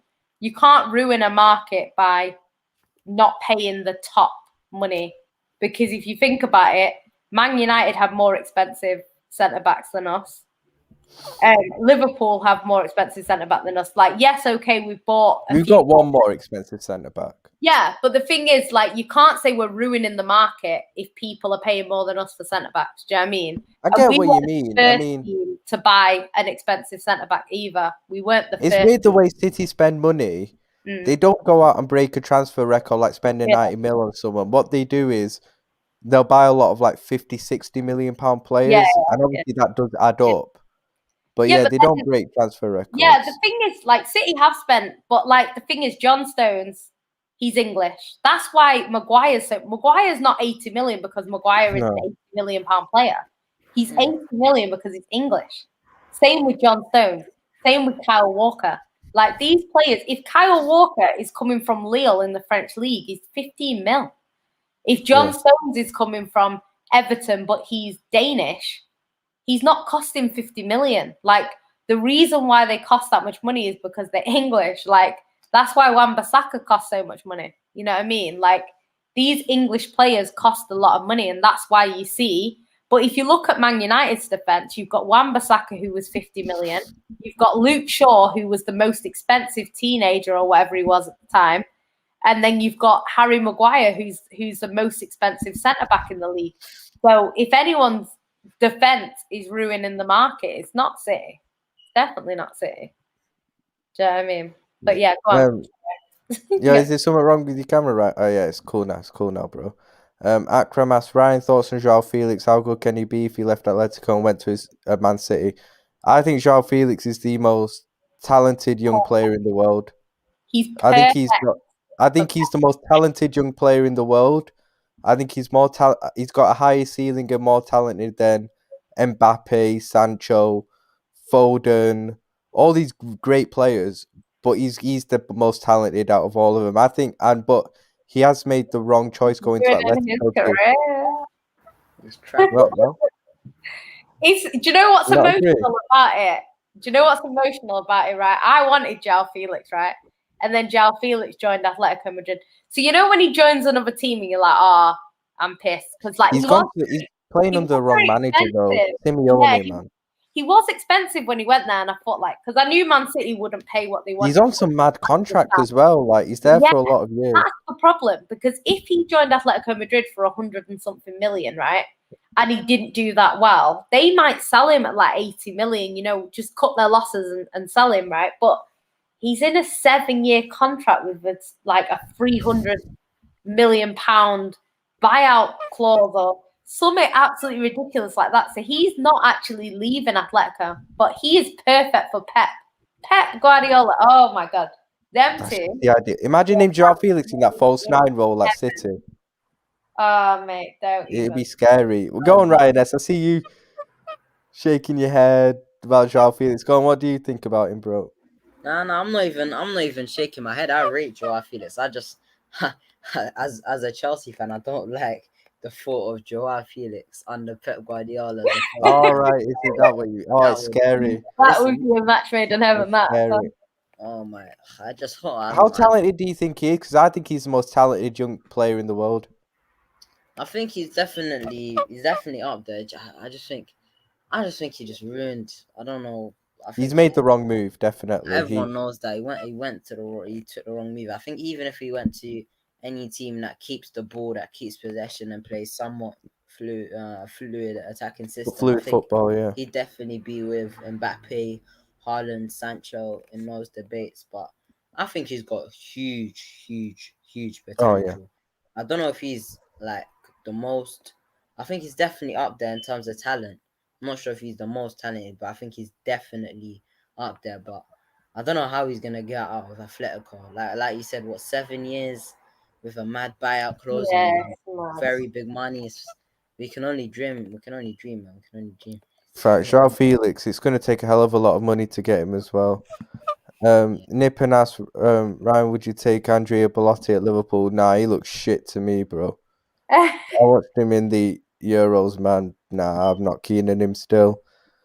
You know what? Daniel says that Man City own 2 other clubs. They don't own 2 other clubs. They own a club in every continent apart from Africa.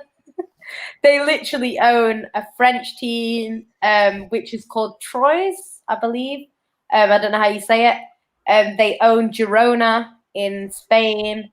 They own Mumbai FC, I think. Mumbai City. That's in India, obviously. They own New York City in New York. They own Melbourne City in Australia. And is that it? They own, I think they're getting one in South America. quite sure where it is, but they're getting one there, and they'll have one in every continent apart from Africa, I believe. So yeah, they're on a global stage, but some of them are like lower league. So I think one of the Girona, I think they're trying to get them promoted to La Liga, I believe. I think it's them. So yeah, they're like, I think one of them got promoted.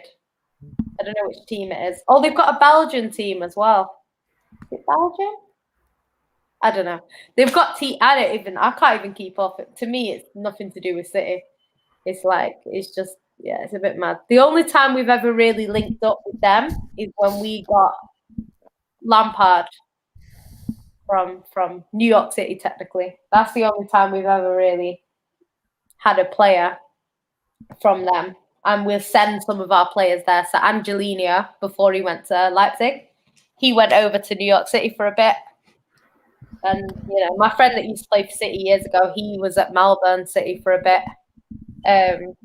So, yeah, the players, it's good for the youth players, because if you're a youth player, you kind of have options. You don't have to join Man City. You can join New York City if you want.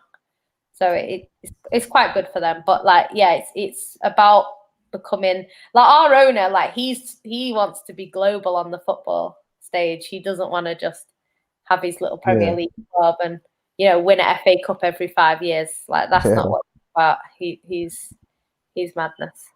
Ahmed says, didn't Edison bench Alisson for Brazil? Yeah, he did, and they lost in it, whereas Alisson was goalkeeper a couple of years ago, and they won it. But this time he wasn't, and they lost it. I'm just saying, and he got left in the final. I wanted Edison to lose badly. I wanted Edison to lose. I wanted a Messi hat trick, mate. Well, why was that though? Was it just because Edison's just better on the ball? I don't know, bro, but no, like, because he played quite well. Because up into that final, they didn't really concede. They didn't. But who knows what if Alisson was there? They were 1-0 down in the last few minutes. Brazil are getting corners. They need to send their keeper up, and you know, Alisson could have, you know, knocked in a little header. You know, he's done it before. He could do it again. Man. Edison could have just pinged one from like 70 yards. Yeah, Edison could have pinged a pass from 70 yards. Yeah, I know. They're both top keepers. All I'll say is they're both top keepers. Edison is, you know, do you remember the Champions League final in like the first 5 minutes when? I don't think she wants to remember it, bro. You're bringing back bad memories for her. Nah, man, but you see that pass, and then James took it off him. Yo, Edison with the ball's tapped, man. Edison. The thing is with Edison is the way he plays. It's very risky. So when it works, it's great. When it doesn't work, it can look embarrassing. It's one of them, innit? You just got to kind of take the risk, and it like sometimes it pays off. Like, to be honest, he's got a bit better because he used to do a lot of rash things, and you'd think, what are you doing? But this season in particular, he's helped us a lot. You know, in them games where you're struggling to get over the line, he's made like key saves and stuff. He was doing it. He's always done it, but not as much as he did last season. Like, he actually deserved his Golden Glove last season. Like, he, you know, a lot of the times when we needed him, he did step up. So, and he even got an assist, you know what I mean? So I think he stepped up last season quite a lot. So he definitely, not that he would ever not deserve it if he wins it, but definitely last season he deserved it. He's not playing for the Brazil Olympic football team. He's actually in Dubai, which is weird because Dubai's on the red list and apparently you can't travel there. This is what I'm saying. Only rich people can travel to these places. If you're broke, you can't get in. If you're rich, go where you want. Do what you want. Yeah, money talks, man. Money talks. Yeah, this whole you need a vaccine to fly abroad. Only for you broke people. Like, I need to be rich in it so I can just fly out. Yeah, what do you think of this? Huh? Ali says, yeah, do you see I know, I saw you in the group chat. Everyone say something about this. It's not deep like that. Yeah. The thing is, if he played for Man City, or he was a Man City manager, and it's different. He doesn't play for Man City. He went to their training camp. They probably said, "Oh, here's some shorts," and he put them on. He's not going to be petty like that. Like, I don't know. Certain players are pettier than others, innit? Yaya's played for quite a few teams. So he's not like he's come through City's academy and he's played for City his whole career. Like he was playing for Barcelona, Olympiacos. It's not quite like that. Like he's worn an Arsenal kit before when he went on trial. So yeah, it's just one of them things. Wait. This is Ashley says, Ryan, would you let Salah leave to bring in Chiesa? Look, everyone knows my opinions on Salah, but I like Chiesa. But then again, I've only really watched him at the Euros, and you get all this Euros hype. Yeah. Played as well at a tournament, and everyone hypes him up, and then they come and they kind of don't live up to expectations when they get a move. So I'm not sure. I did really like if I knew Chiesa could replicate those performances at Liverpool, then yeah, I would do that deal. But because I think he's pretty young still as well. But I don't like getting too hyped up on players after one tournament, even though he did play very well. Daniel asked top 6 predictions for the Premier League, so I'm guessing that's in an order as well. I think it'd probably be best to ask this after the transfer window, but if we're going by squads right now, like if we're saying just the squads right now, I'd probably say City top, Chelsea second, Liverpool third, United fourth, Leicester fifth. Who would be sixth? I don't even know who would be sixth. Probably, fucking hell. It'd be like a Spurs or an Everton, I reckon, sixth. Hard to know. Yeah, it'd be like a Spurs or an Everton who would be sixth. What about you guys? If you're judging it by squads right now, because obviously transfer window ain't over yet, so I'm saying to you, these squads going for this season, what are the top 6? Squads right now is a difficult one because one, the Premier League's hard to retain, and secondly, we kind of got away with a false 9. I don't think we'll get away with that false 9 for 2 seasons, even though I think Ferran Torres will improve. I don't know if you got away with it. I also think a false 9 is kind of the way football's evolving now, where you can win stuff consistently. Like squad-wise, I would expect City to win it, but I think everyone in their second season is going to improve. So I think for Chelsea, Werner, Havertz, people like that are going to get better this season. I don't know about Werner. I think Havertz will defo be scary this season. I don't know about Werner. Werner's still got doubts on, man. I don't know. Like, I don't really know. I think because if City hadn't won the league last year, I'd be like City. Because we won it last year, I don't know whether we win it again. I think because you lost the Champions League final as well, will a lot of focus go on to that? Yeah. Even though you have got the squad depth to focus on all 4. Yeah. I just think mentally, I think like mentally, they'll be thinking about the Champions League, even if they're not like actively going out to only focus on that. I think they will kind of mentally, their heads will be like, we need to win that Champions League. Kind of probably what you were like in 18, 19, when you went into that season thinking, we just lost the Champions League final, the way that it happened as well. I know Salah was very much itching to get it, you know what I mean? So I don't know about that. No, I think that season, what it was is I think we went for them both equally, if I'm being honest. I think that's just the way it was. I don't mean you prioritised it. I just meant you were itching to win it. I think City are going to be itching to win it. I think the fans were itching more for the Prem. I think the players were just itching for both. I think the players just consistently won and it just took them to a Champions League. Probably should have took us to a league, but City were also on a badness that season.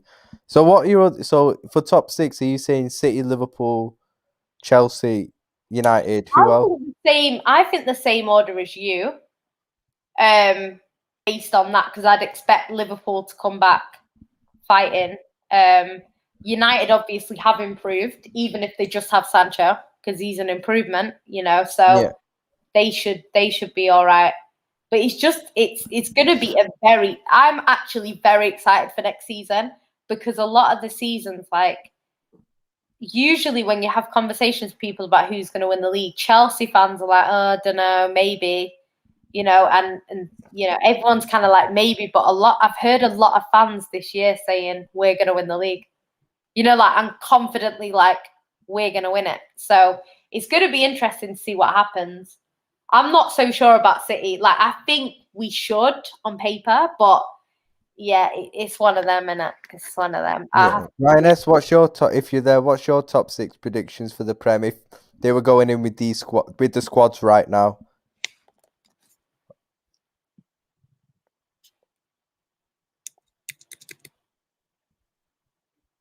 You're on mute, bro. I think you're on mute, bro. No, he's not on mute. Is he not on mute? We can't hear you, bro. Let me mute it and then unmute it. No, I can't do it. Can you not? Yo, can you? Is he frozen? Yo, Ryan S, jump out and jump back in, bro. If you can hear us, jump out, jump back in.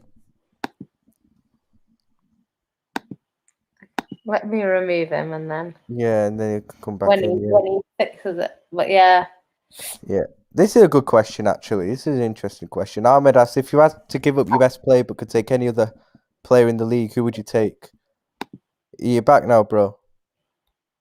Can you hear us? Yeah, we can't hear you. We can't hear you, bro. No, sir, my mic was. Oh yeah, it's cool. Cool now. Cool. Gonna say. Cool. Yeah, we'll go back to this. Your top 6 predictions for the Prem. So if we go in with this current squads now, I'm gonna try to be unbiased. I think I'd go Chelsea. I'd go Chelsea first, just because I feel like Man City. I feel like I think we both need a striker, and I feel like Jan said, I think the false 9 is good, just like for Chelsea, but I think eventually you will need like a top striker. But I just think Tuchel's flexibility with Havertz and stuff like that, I think we can just edge it. Then I go Man City second, Liverpool third, United fourth, Leicester fifth, and 6 is the big one, you know. You don't know who's going to make the 6th place. It's like, the thing is, you've got to think it, because it's like Arsenal have no European football. I know they don't, but they're shit anyway. That's the thing. Only the Prem. But that's the sort of difference that could potentially make them finish 6th. I know they're not great, but 6th place, if you think about it, 6th place might be 25 points off the top. So they might be nowhere near winning the league, but still finish. Or even getting top 4, but it's like, you know what I mean? I get what you mean. If I'm being honest, Arsenal should be getting 6th place if you look at it that way, but they won't because they're Arsenal in it. So like, they won't. I'd still back Spurs or in Everton to finish above them. I can't lie. Well, it just depends how they do under their new manager, because Spurs obviously have, you know, and it depends what signings. They to keep Harry Kane as well. Yeah, that will depend as well. So it just. I think they do keep Harry Kane. You never know. New system, new manager. You never know, man. It could just. I mean, this is a very good question. If you had to give up your best player but could take any other player in the league, who would you take? I'll go to you first, Shan. Jesus. So if I had to give up our best Who's player. Your best player? Who's your best player? I'd say De Bruyne in terms of what he does for City. So if I had to give up De Bruyne and swap him with anyone, based on what he does, I'd probably say someone like a Grealish, just because of what he does. But then would you not go for Pogba? But someone like I don't know, like Pogba. It depends. So far in the Prem, he's been a little bit inconsistent, but that is probably because of Man United. But we wouldn't know that until he joined Man City. But like even someone like a Thiago, I think Thiago in Man City. Oh yeah. You know what I mean? So even though I think Thiago will do. Depends. I think Thiago will do very well at Liverpool. I think he'll be really good for us this season, but he is more of a Pep player than a Klopp player. I'll admit that. That's what I'm saying, because I would think if I was taking out De Bruyne, I'd want someone that can come in and do what De Bruyne does. I think right now, if I had to pick, I'd probably pick like a Grealish, just based off what talent he has. Do you know what I mean? And what I think he would do under Pep. So yeah, probably him, to be honest. Yeah, I'd say with us, Van Dijk is our best player in my opinion. So obviously, if we got rid of him, I'd have to replace him. So it'd probably have to be Diaz because I think it would probably have to be Diaz, because I think he's the next best option after Van Dijk.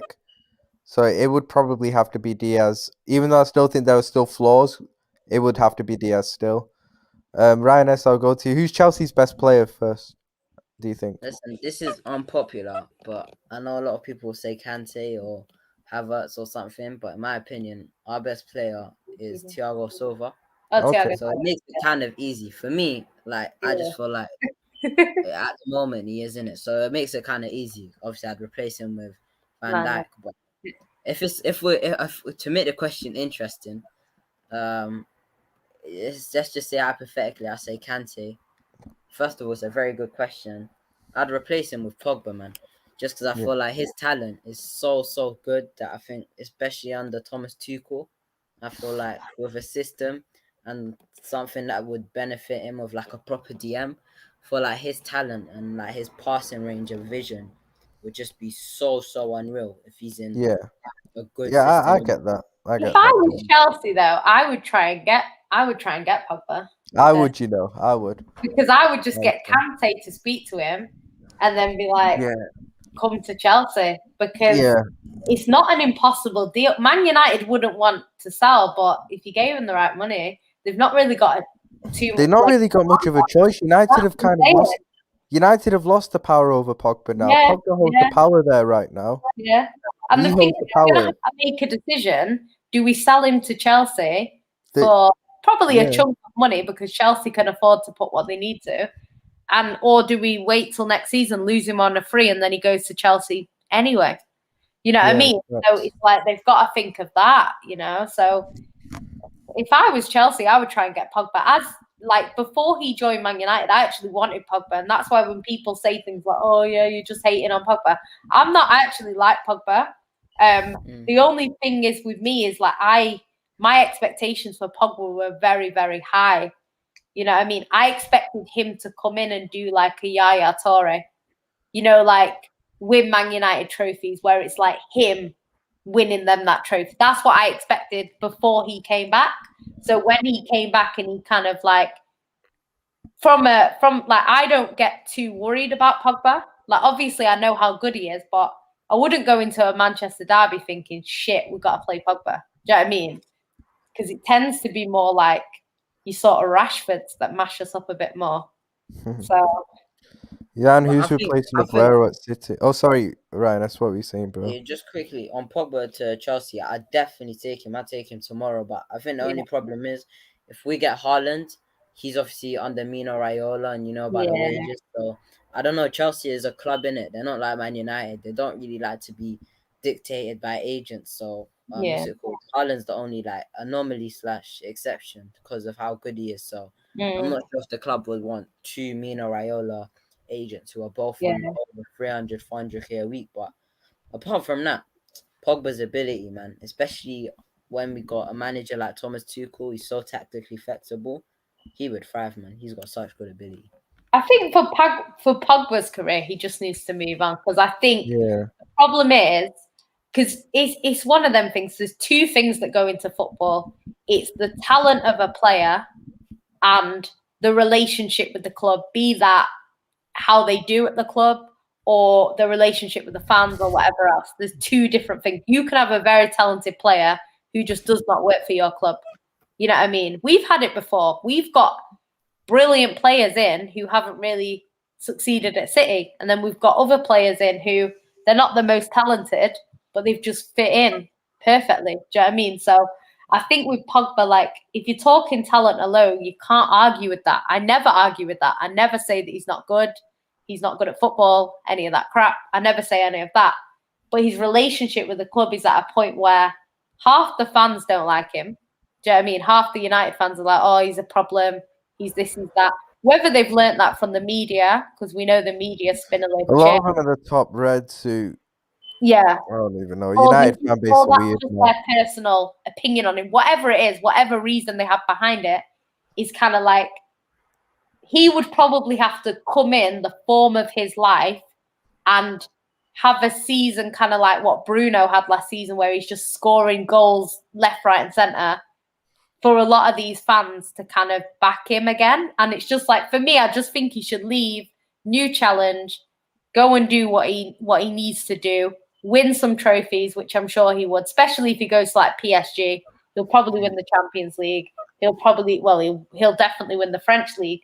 You know what I mean? Go do that, and then, you know, you're in France, you're back home, and the media are not going to slate him too much because he's one of their own. You know what I mean? So World Cup winner there, they love him. Yeah, the last thing on Pogba I just want to quickly say is, I think if he goes to another, I think just for the sake of his career, he needs to move on. Just because, well, like Pogba was one of them players. I think around better players, I think he can do a lot. He just needs to be given the right platform and put in the right position. I think that's all it is with Pogba. I think, like, say, you know, when they're in France, him and Mbappe's connection is just so good because of how fast Mbappe is, and they got such a good understanding. So if he went to like PSG, I think Pogba's vision with Mbappe's constant movement would be such a recipe for disaster for that. And then you got Neymar there as well. Neymar, and then because there's so many good talented players, the emphasis wouldn't just be on Pogba. On Paul Pogba, yeah. So he would get more space and time. Even if he came to Chelsea, like, everyone slates Werner and stuff, but he's constantly making runs. So imagine he'll make options for him, yeah. Yeah, so and Pogba's got the vision to see it, so and to execute it. So yeah, I get what you mean. Jan, who's replacing Aguero at City, do you think? Yeah, your guess is as good as mine.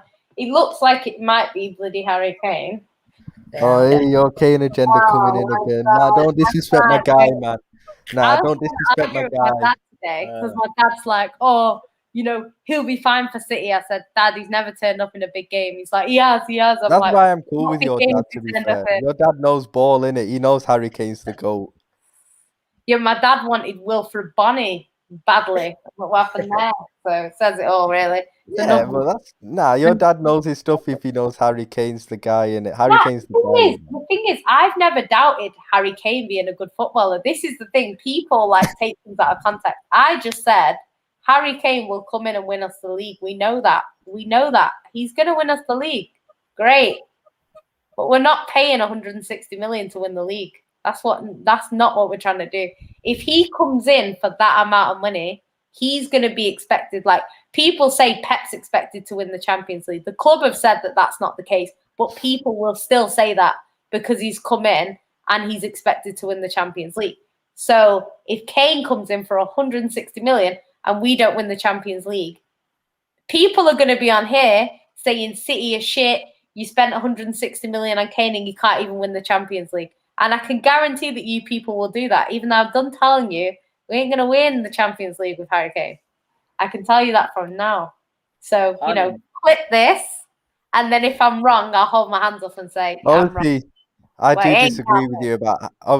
disagree with you about Harry Kane, but we'll leave that to another show again. We've already had enough arguments about that still. I rate him highly. I think he's the best striker in the world, but we'll get into that another day.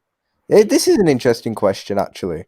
Daniel asked, would you rather have Ederson got sent off in the final instead of letting Havertz score? Because he handled it, didn't he, as he rounded him? Yeah. It's one of them, innit? Because if he gets sent off and Chelsea score, it would have been a free kick. No, it would have been a free kick. Yeah, a free kick.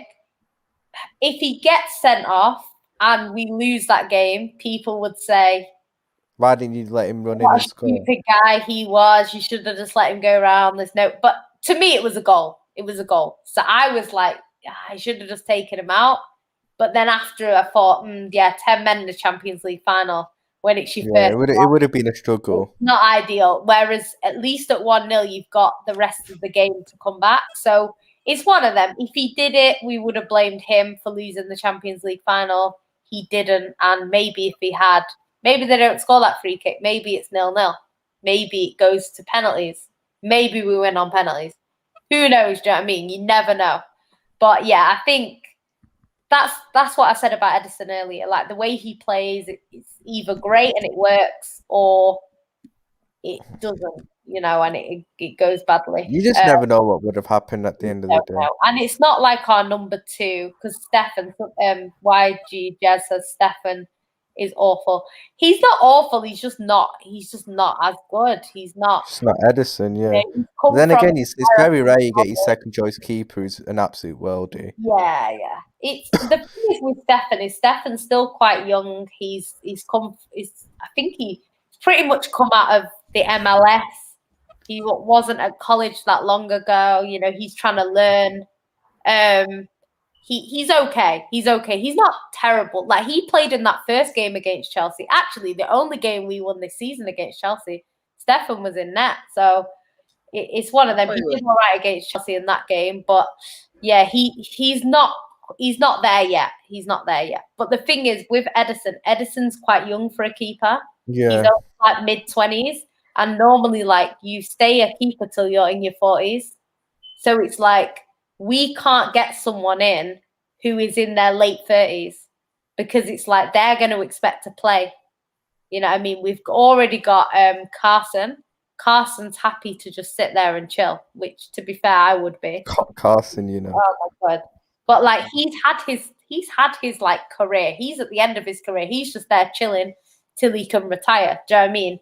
But you can't have two keepers that are the same age because it's never going to work. You're always going to get one that's unhappy because he's not playing that much. Whereas Stefan, he's quite happy to kind of learn from Edison, and when he gets his chance, he gets his chance. So we could get another keeper in who's like world class, but there's not really much point because they're not going to be happy sat on the bench. Do you know what I mean? So it just depends. Stefan's all right. And bear in mind, people, like, Stefan plays in all the cups and City win cups. So it's not like we don't win cups with our backup goalkeeper. We have been winning cups. So, yeah, we'll have to see. Nippon asked, do you see Phil Foden ended his career as a one-club man? Yeah, I don't see Foden moving anywhere for two reasons. One, because he's actually a City fan. It's rare that you support a club that are good enough to win stuff consistently, that you're also good enough to start week in, week out. Like, obviously now he's younger, he doesn't play every single game, but he will play every single game as he gets older and older. So I think, yeah, he's got everything he could want at Man City. Everyone loves him there. You know what I mean? He's been there for a long time. He's from where he's from. Like, I grew up in not that far from where I grew up where Phil Foden lives now, actually. And then people don't leave. They don't leave that area. So I can't see him leaving ever, to be fair. I can't see it. YG Jez asks, what do you guys think about fans needing to be vaccinated to get into the stadiums? I am not getting vaccinated. So I'm not going to football next season if they don't change things soon. Because it's peak. I've got a season ticket already, but I don't know. This is an interesting comment. Yannicka, I don't think that Pep Guardiola will ever win the Champions League with City because he's failed to win the Champions League trophy since 2011. You know what it is with him? What I will say is, Flawless always says that he doesn't think, shout out Big Bro Flawless, but he always says that he doesn't think City win it with Pep because he doesn't think Pep's got it in Europe. I get what he means. I think Pep does have the ability to do it in Europe. I think he does with City. I think he's got the ability to do it with Man City, definitely. It's kind of that he chooses not to do it in a weird way. It's like, for example, Ollie at United doesn't have the ability to do it, in my opinion. He just doesn't have the ability to do it. Yeah. Pep has the ability to do it, more than enough ability to do it. Yeah. But he just does dumb things. Yeah. And it's kind of like he chooses not to do it. He overthinks it. Because the thing is with Pep is like, when he was at Barcelona, he just kind of did what he was there to do. Do you know what I mean? Put out his best team. He did try.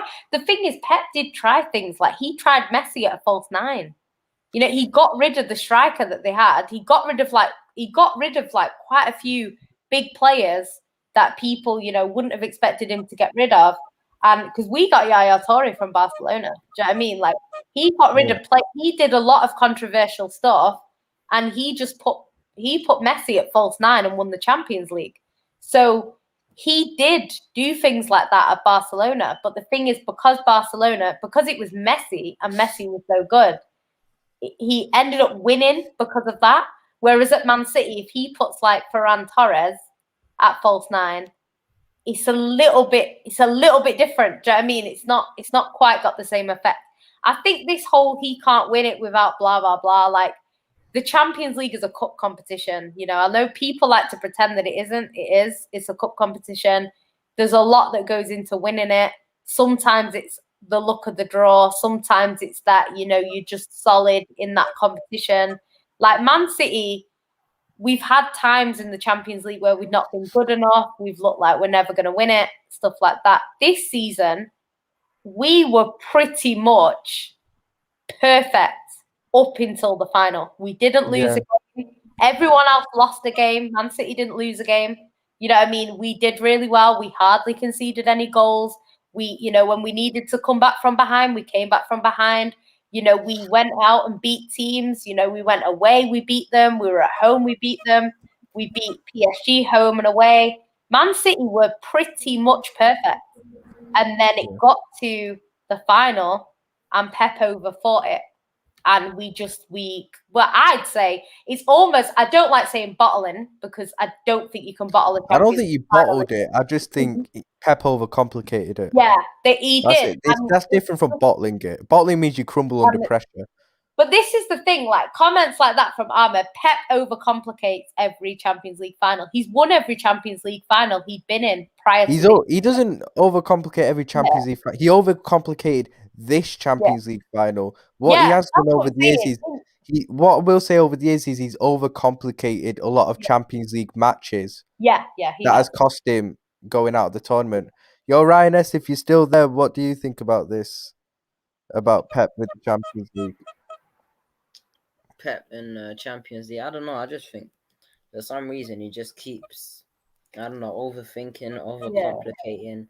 I don't know. Like, he really sold me. I want to say sold me dreams, but I remember like speaking to Jan when I had on my channel the preview, and when I was singing praises for Pep Guardiola, I was like, oh yeah, I knew he overcomplicated things before, but I thought this season he changed a little bit.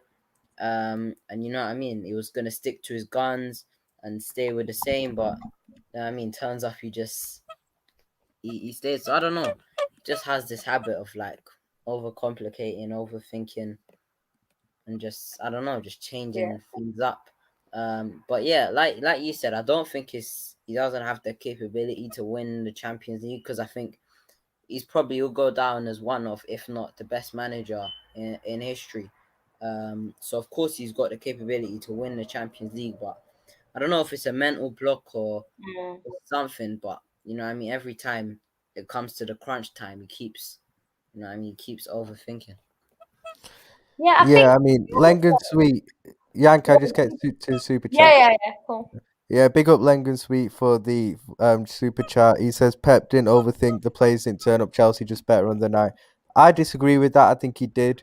Chelsea were better on the night, don't get me wrong. You know what? It's one of the, I think I wouldn't even say overcomplicated it. I think what happened is he didn't play a DM, right? And not only did he not play a DM, he didn't play his captain. I think that's where he went wrong. I think if you play your captain, you play your DM as usual, we have a better chance. I'm not saying we would have won. I agree with what Lengen Sweet's saying about the players didn't turn up, because I don't think anyone was particularly good. I'd say that Kyle Walker, I think it was Kyle Walker, and there was Gabby when he came on was quite bright. There wasn't many players that had a good game, you know, good enough to win a Champions League final anyway. So I do agree with that, with the players, and I do agree that Chelsea were better on the night. So I agree with what he's saying. I do think Pep did overthink a little bit. I think it was very obvious what team he should have played. It was very obvious that he should have played the same team that played against PSG. Yeah. Because I think that team were successfully winning. You know what I mean? Yeah. So it's like, for me, just keep it as it is. Because let's be honest, right? Pep, literally, could have got away with losing that Champions League final if he'd played that team. Because he could have said, the players didn't. It was the players. Why couldn't they beat Chelsea? He could have said that, and he would have been. And this is the thing, like, what I do like about Pep is Pep doesn't do that. He could have taken the easy option and played that team and said that he didn't do that. He didn't take the easy option. He went with what he thought. He probably did overthink it in terms of what I think the problem was. He probably thought too much about Chelsea. He should have forgotten about Chelsea. This is Man City. This is the best team in England. Put the best team in England out to beat Chelsea. Do that. He kind of, I think he thought a little bit too much about the opposition, and a lot of managers fall into that trap. They start thinking about things. I think it would have happened the opposite way had we have beaten Chelsea 3 times. You know what I mean? I think if we'd have beaten Chelsea and Tuchel hadn't have beaten Pep that season, I think Tuchel might have thought, oh, can I beat Pep? You know what I mean? And it would have put some doubt in his mind ahead of that game. And I think it could have been different. So any manager that kind of struggles against another manager, you know, they are gonna start thinking about, oh, what ways can I do to, you know, out tactic him? Do you know what I mean? So I think that could definitely play into it. But yeah, for me, I think Pep can win it with City. I think with City, there's a mentality issue, and I've always said that. You know, every stream that I'm on, I say it. I think City couldn't literally. I think City couldn't get over that sort of quarter-final hurdle. They finally got over it, and then we got to a final. So who knows? It's, you know, I think we'll get better and better. I do think we'll win it when we least expect it. I don't think we're going to win it when we're flying in the league. I think we're going to win it like Chelsea when people are saying City ain't going to win it. The pressure. And then you go on some run and win it. Go on and win it. I think the pressure on City is so high. It's like Chelsea this season. If Chelsea buy Haaland, right, and they've just won the Champions League, the pressure on Chelsea to win the Premier League.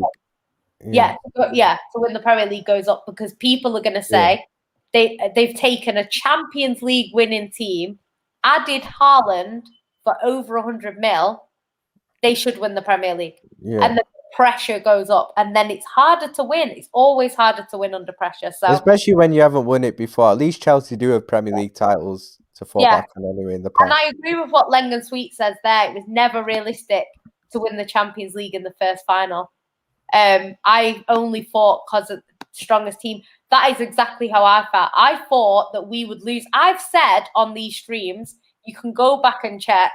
I've said Man City will lose the final before they win it. And remember last season when we were in lockdown, and I said I want City to get to the Champions League final to get it out the way, because we will lose our final. And I said that, and a lot of people were saying, yeah, you probably would. And then when we played against Chelsea, it was our City were always supposed to win their first final. I've said that most teams lose their first final before they win it. I think the next time PSG get back to that Champions League final, they win that. The only way that doesn't happen is if the final is PSG against Man City, because then we're both in the same situation. Yeah. Both been to the final last. I think as well, with Man City, like with Pep Guardiola, he's the guy. He's the guy who has most of the control over the Man City team, and it's not ruled by one player. Hasn't got many goals or anything. So I think when he got to the Champions League final, like, you guys were so used to playing Rodri or Fernandinho and Gundogan, in my opinion, probably had his best season at Man City, not just the goals, but his general play. And he's just used to playing as a number 8 on the left-hand side. And Foden, where was Foden playing? Was he playing? I don't think left-hand side. On the left. He was playing for the left most of the season. So it didn't. Mahrez was on the right. No, Mahrez was on. So Mahrez. Foden was left. Foden was left, I think. I can't remember. I think Foden was left-hand side. Foden was false 9, and then De Bruyne dropped back. Yeah, Foden was false 9. He was false 9. Okay. So he doesn't really play in a false 9. Pep, I think I agree with you. I think the formation confused the players a little bit, because it wasn't, because what he did is he obviously wanted to put Sterling in there, but because he put Sterling in there, it messed with the whole formation, because through most of the competition, you had Foden out on the left, you had Mahrez out on the right, and then you had like your De Bruyne in the middle, and then up front we had like, I don't even know who was playing false nine. Well, De Bruyne even played false nine, and it was just, oh yeah, De Bruyne was false nine. De Bruyne was false nine. So that's what, formation. It just messed up the whole formation. And also, I think the players get confused by that. I agree with you. I think the players, like, I don't know, like the last time we went out to Lyon, De Bruyne was vexed at the end of it, because he was like, why, like, same shit every year? Like, he just wasn't happy, you know what I mean? And I think Pep probably should have kept the same lineup as he did against PSG. If we'd have lost with that lineup, I think it would have been a lot easier to take, because it would have been like we played our best team in the Champions League, because that team in the Champions League were playing really, really, really well. And it's like to change that up and start swapping people around and, bringing in Sterling, who was in terrible form, and all of that stuff. It's like it just messed up it just messed it up. And I think like Chelsea went with what worked, and I think Pep went with what he wanted to go with, which didn't work in the end. I think as well, yeah.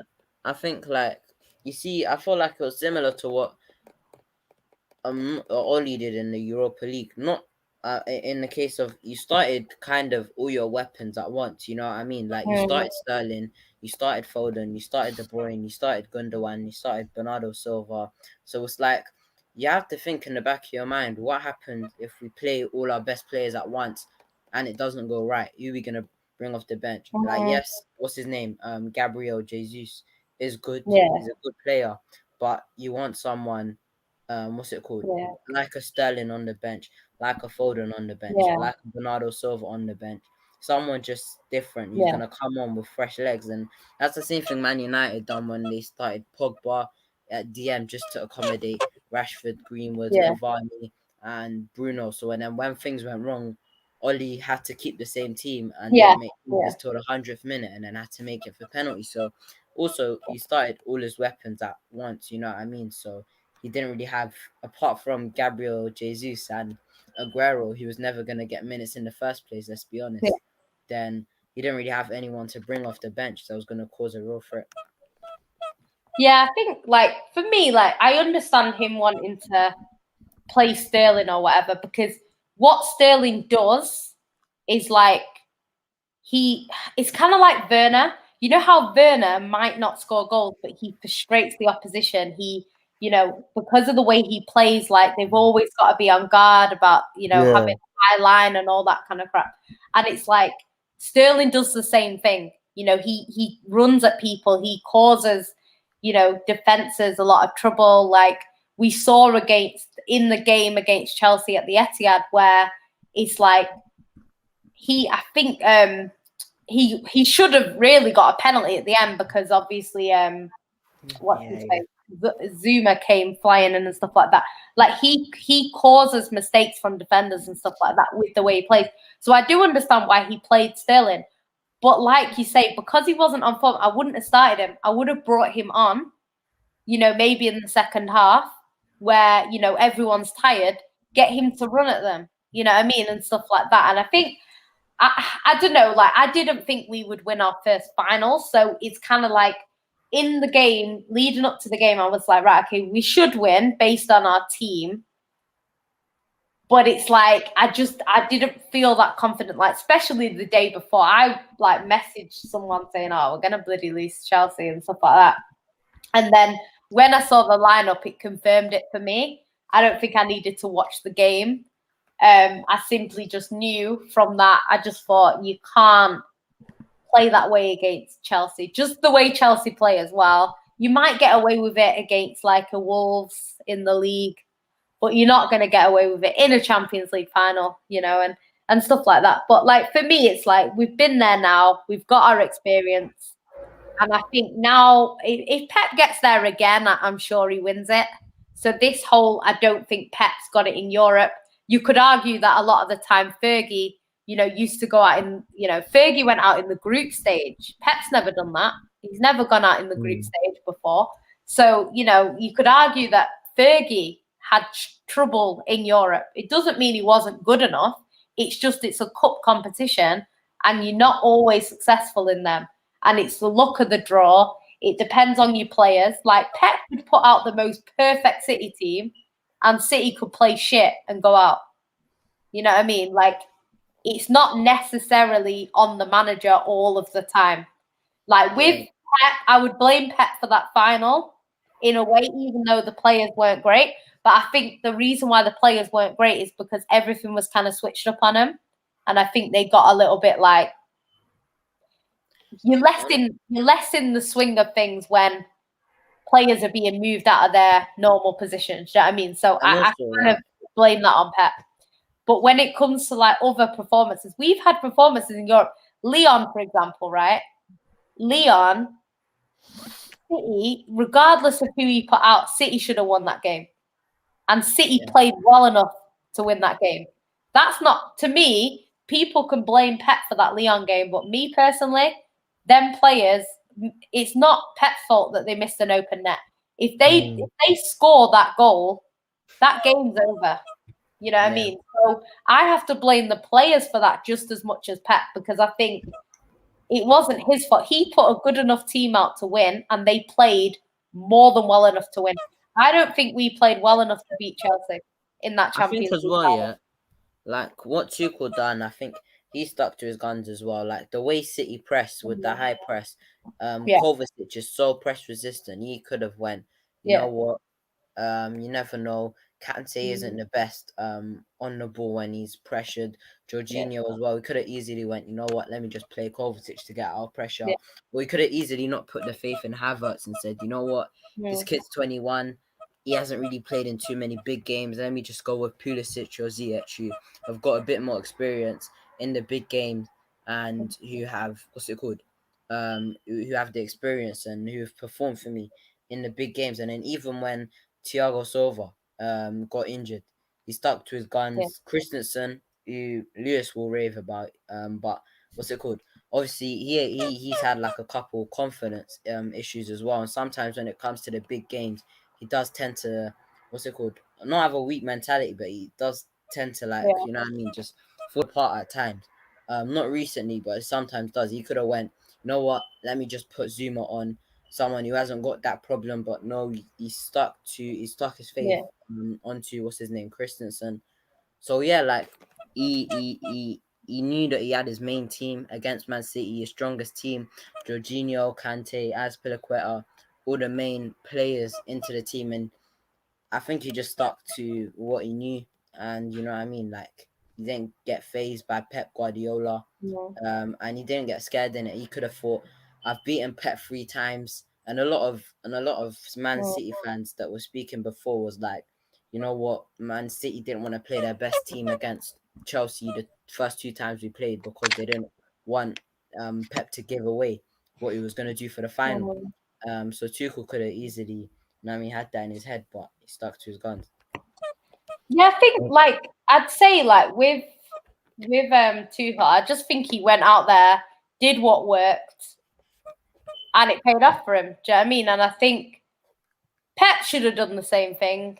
If we're being honest, he should have just gone with what worked. If we'd have lost, I would have said fair enough. Do you know what I mean? But I just think, I don't know. It's just one of them. And, we'll have to see what happens. It might be that City don't win the Champions League under Pep. It might be that Pep leaves. We get some stopgap manager in who's not that great, and he wins us the Champions League. We've seen it happen before. It's one of them. I think it's the team under pressure are always going to struggle more. We've seen it with Real Madrid. Real Madrid were champions of Europe. They go into their second final. They're not under pressure because they've just won it. So if they lose a Champions League final as holders, no one can really say anything about that. They go on, they win it. Again, they get to the third final. They're not under any pressure at this point because they're back-to-back champions. They go on and win it. I think the less pressure you're under, the easier it's going to be to win it in any competition. Do you know what I mean? So the fact that, you know, it's even like when Leicester went into that title race, like Leicester, they could have finished second. People would have said, what a fantastic season. They weren't under too much pressure to win it. So they went on and won it. I think with City, I just think the pressure is too much at the moment. And I think we'll win it when we're under less pressure because, you know, it's just ridiculous. Like, if we'd have gone into that final against PSG, it's a different story because we're both under pressure. And I'd argue they're under more pressure than us because they've bought Mbappe and Neymar specifically to win the Champions League. There's no player in our squad that we've bought specifically to win that. We bought players to make Man City able to win it, don't get me wrong, but it's more about who can win the Prem, who can win this, who can win everything. It's not just solely the Champions League, whereas they've not bought Neymar to win the French league. They've not bought Mbappe to win the French league. You know what I mean? They've bought them specifically to win the Champions League. So they're under a lot of pressure. So I think if we'd have gone into that final against PSG, the only thing PSG would have had over us is that they've been to a final and lost. So they probably would have won that. But it's just, it's just one of them things. I think we'll win it eventually. I don't get too worried about the Champions League. A lot of people, like, they come on and they say things like, oh yeah, you'd swap your whole trophy cabinet for the Champions League. I wouldn't. You know, I don't think it's that deep. We'll win it eventually. When we win it, we can just get it over and done with, and then, you know, move on to whatever else is what we want to win. Because I just think there's just too much pressure on it, and it's just like it'll come eventually. I'm sure it will. Whether that's under Pep, we'll have to see. But doesn't really bother me, to be honest. We'll win it in my lifetime anyway. Yeah, definitely. Ryan S, you said you had to bounce in it, so yeah, man, any last things you want to say, bro? Yeah, I just want to say, what's it called? Subscribe to Sarcasm City. And yeah, congratulations to Flawless and you two on 3K on the channel. And thanks for having me. And make sure you subscribe to Ryan S's channel as well, people. Make sure you subscribe to his socials. Subscribe to his channel, you know. So yeah, man. Someone put the link in for his channel in the comments as well, people. So yeah. What's your channel code again, bro? Just Ryan S. So Ryan's. Yeah, Ryan CR's. But yeah, it should be fine. Anyways, but yeah, thanks for having me on. And no problem, bro. No problem. Big up, my guy. See you later. Take care, man. I actually agree with this though, because he says you got to be realistic. Man City's teams have been good enough to win it, in my opinion. People just say City are favourites so they can laugh. I think it's been good enough to win it. It's been good enough to win it. I don't think City in the Champions League have been good enough to win it. Like, I think the team on paper should be good enough to win it. I will say that. But I think the way they've played in Europe, I think the way you've played, but I think the team on paper should have been good enough to win it still and get further than you have done in a lot of the years as well. I will say that. Oh yeah, for sure. Yeah, Ali. I think the way we played, like, you can't concede 6 goals and expect to go through to the next round. You can't do that, you know. And City were doing that year in, year out. 6 goals, 5 goals, 4 goals. You can't concede that many goals. And that's what. I think the reason why I say City should have been good enough to win it is because we. That's what changed. Never won a competition. It's completely different. It's in Liverpool sort of heritage. When players join Liverpool, I don't really look at it like that though. To be fair, sometimes because it's like, I think it counts sometimes, but at the same time, you still have to play and perform and win those games and deserve to win those games. I'm not saying that. I'm just saying, like, there's a reason why the last 7 teams that have got to the Champions League for the first time haven't won it. There's a reason. It's not one team. There is pressure, yeah. It's 7 teams. 7 teams have done the same as Man City. So, including Chelsea. You know what I mean? So it's like somebody made an interesting point the other day when we were talking about Chelsea, and I was on a space, and they said, to be fair to Man City, they said it took Chelsea six semi-finals or something like that to win it. They got to like the semis or the quarters or something 6 times before they actually won it. So I think it's like Real Madrid. Like Real Madrid, like when players go there, they expect to win the Champions. It's a different, even when they went years without winning it, it was kind of like Cristiano Ronaldo didn't go to Real Madrid thinking, I'm not going to win the Champions League. He went there thinking we're going to win it. And I think once it happens, I think City will win it again. I don't think we're going to win it once and that's it. And we just win on one. I think we'll win it again. But it's just getting over that hurdle. And I think there's been better teams who haven't won it based on squads. We know that. You know what I mean? And then I don't think this Chelsea team is the best Chelsea team. I think they've had better teams in not even that long ago. I think their teams with like Hazard, you know, they had great teams that didn't win it. And then this team is, you know, it's a good team, but I don't think it's one of the better Chelsea teams. Do you know what I mean? And the same time, last time when they won it in 2012, it was the end of an era. What at the end, isn't it? So the reason why I think City, but it's the same with City. If you look at City, though, go on. So the reason why I think City have had teams under Pep good enough to win it is because I look at, for example, the year we won it in 2019. We went head to head for you. You won the league ahead of us, and the fact that we won it showed that you should have kind of been that you were good enough to win it that year, but it just didn't happen. To be fair, that's it, really. Yeah. Like I'm not saying we're not a good enough team to win. What I'm saying is in the Champions League, it's a weird thing, because if we play half of them teams that are in the Champions League in the Premier League, we beat them with no problem. Like we had that 17-18 season, we were mashing up people week in, week out in the Prem, and then in the Champions League we were struggling. That's why I think it's a mental thing, because it's not that City aren't good enough to beat these teams. We are good enough to beat these teams. It's just like it's getting past it. Like now we've finally got past this quarterfinal thing. We actually pushed further than I thought and went into the final. So hopefully next time we can get to a final again. And I think next time we should realistically be winning it, unless we come up against like a Real Madrid, because Real Madrid are like Champions League specialists for some reason. Like they tend to get over the line. So even though the squad isn't as good anymore, I still think that they just know how to do it. Do you know what I mean? They know how to win it. That being said, they aren't under. No, I don't think the Real Madrid team now. And they've not got Cristiano Ronaldo. I don't think the Real Madrid team now is good different. enough. They've not got. Yeah.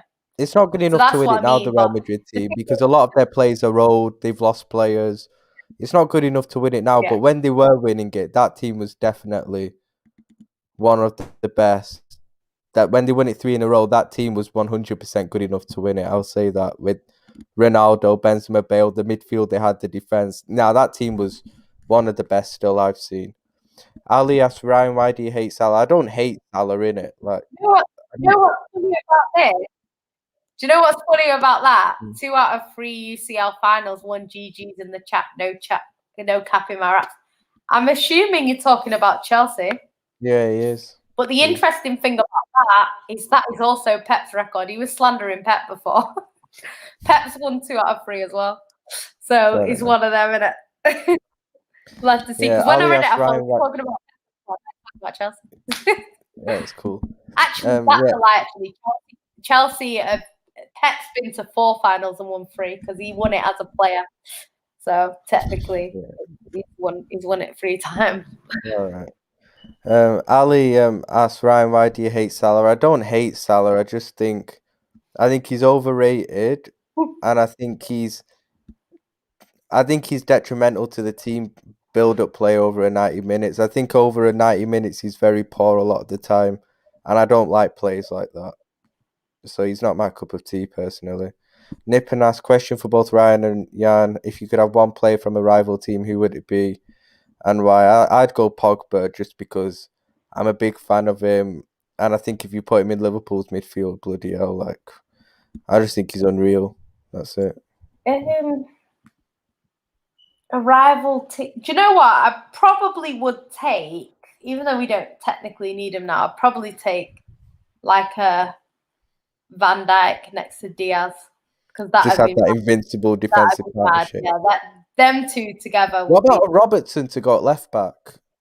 Well, yeah, in terms of what we need, then it'd probably be a different answer, innit? Because I don't think we need a defender. I think we need don't think our midfield is pretty stacked. Yeah, you've got a good enough midfield, but then even if you need a striker, it's not as if a lot of the rival teams have good strikers at them, apart from Kane. That's what I'm saying. And then you've got, I'd definitely take like a Kante kind of player. Do you know what I mean? And then you've got Pogba, who's obviously. Do you know what? There's quite a few, but in terms depends on what you want in your team, really. I just go Pogba because I think he's unreal, but then it just depends what you need in your team at the end of the day. Raphael G asks Ryan, why do you think Kane's a better striker than Lewandowski? Because Kane don't have the feet and mobility of Lewandowski is very mobile. That's one thing about Kane. He is very stiff and slow. He's got no mobility, but I don't know. It's just a personal preference at the end of the day. I think Kane. What separates Kane for me is his passing range. Like, he passes like a midfielder, and I think that's so impressive. But if anyone says Lewandowski, I'm not going to argue with them because, like, for me, it's just a personal preference at the end of the day. I literally think it's like that. Like, I think it's so close between them. But for me, on a personal preference, this is actually a hard one for us. This is a hard one. Do you want to know why? Because when I thought of that, my mind went straight to Yaya Toure. Because, like, games like that Champions League final, I think Yaya Toure kind of is the difference in them sort of games, you know? Like, somebody mentioned in the comments, like, having that player that turns up, like, when you need him in a final. And, you know, Yaya Toure was that. The only final he didn't turn up for was that 2013 one, but that was the biggest. That was mad. Like, Yaya Toure was, like, running and then turning around, like, passing the ball back. It's like they'd agreed to lose that game. It was the weirdest game I've ever seen in my life. And I'm thinking, like, we've seen Yaya Toure win us games at Wembley single-handedly with no one else. You know, run through the whole midfield, shoot from miles out. We've seen him do that. And in that game, he didn't even have a shot.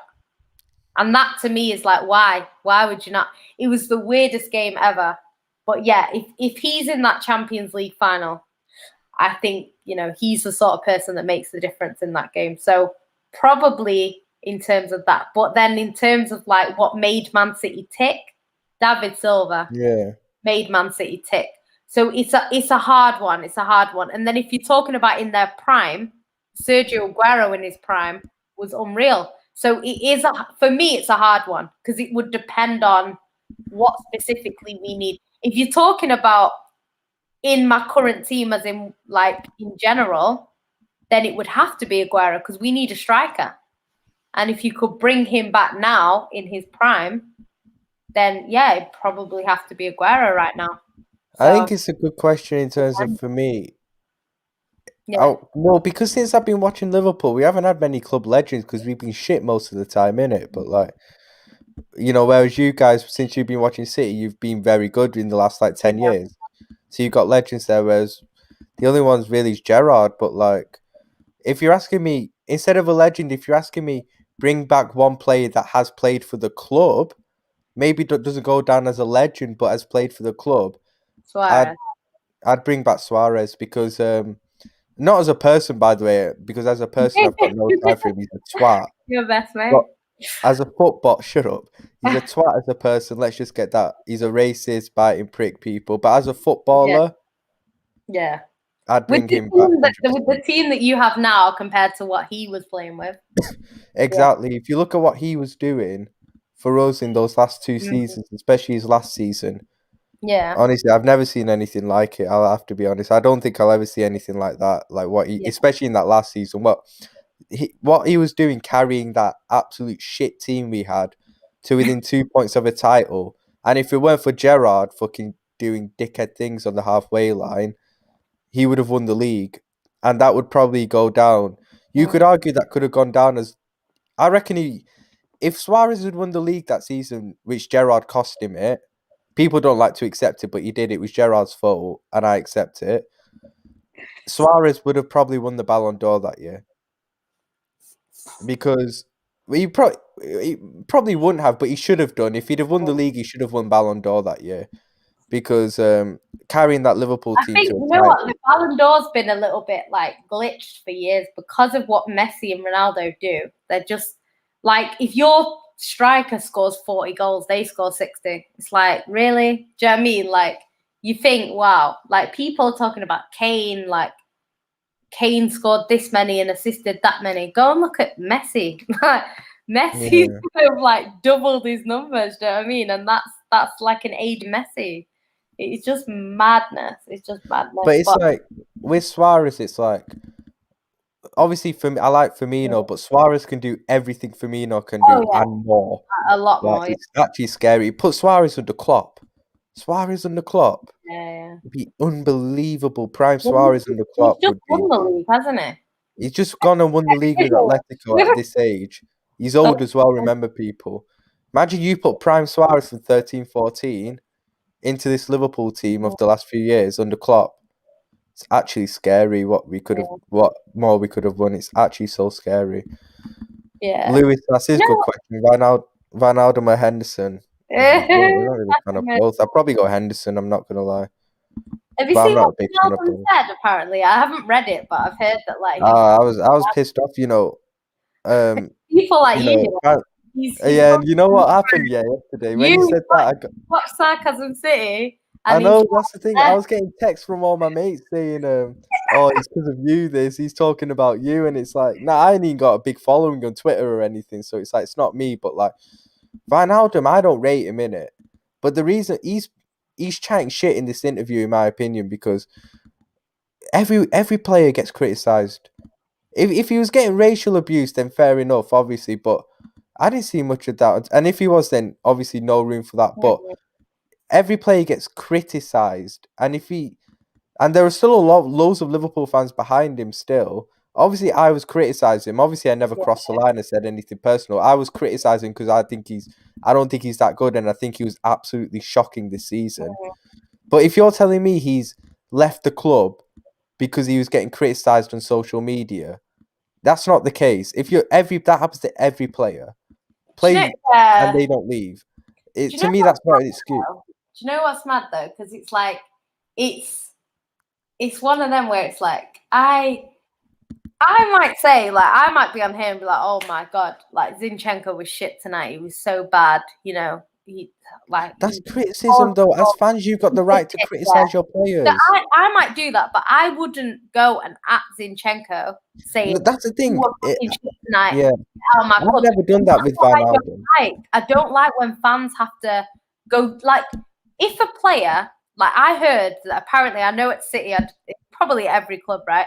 But apparently, what happens is if they have like a poor performance, they have like an iPad.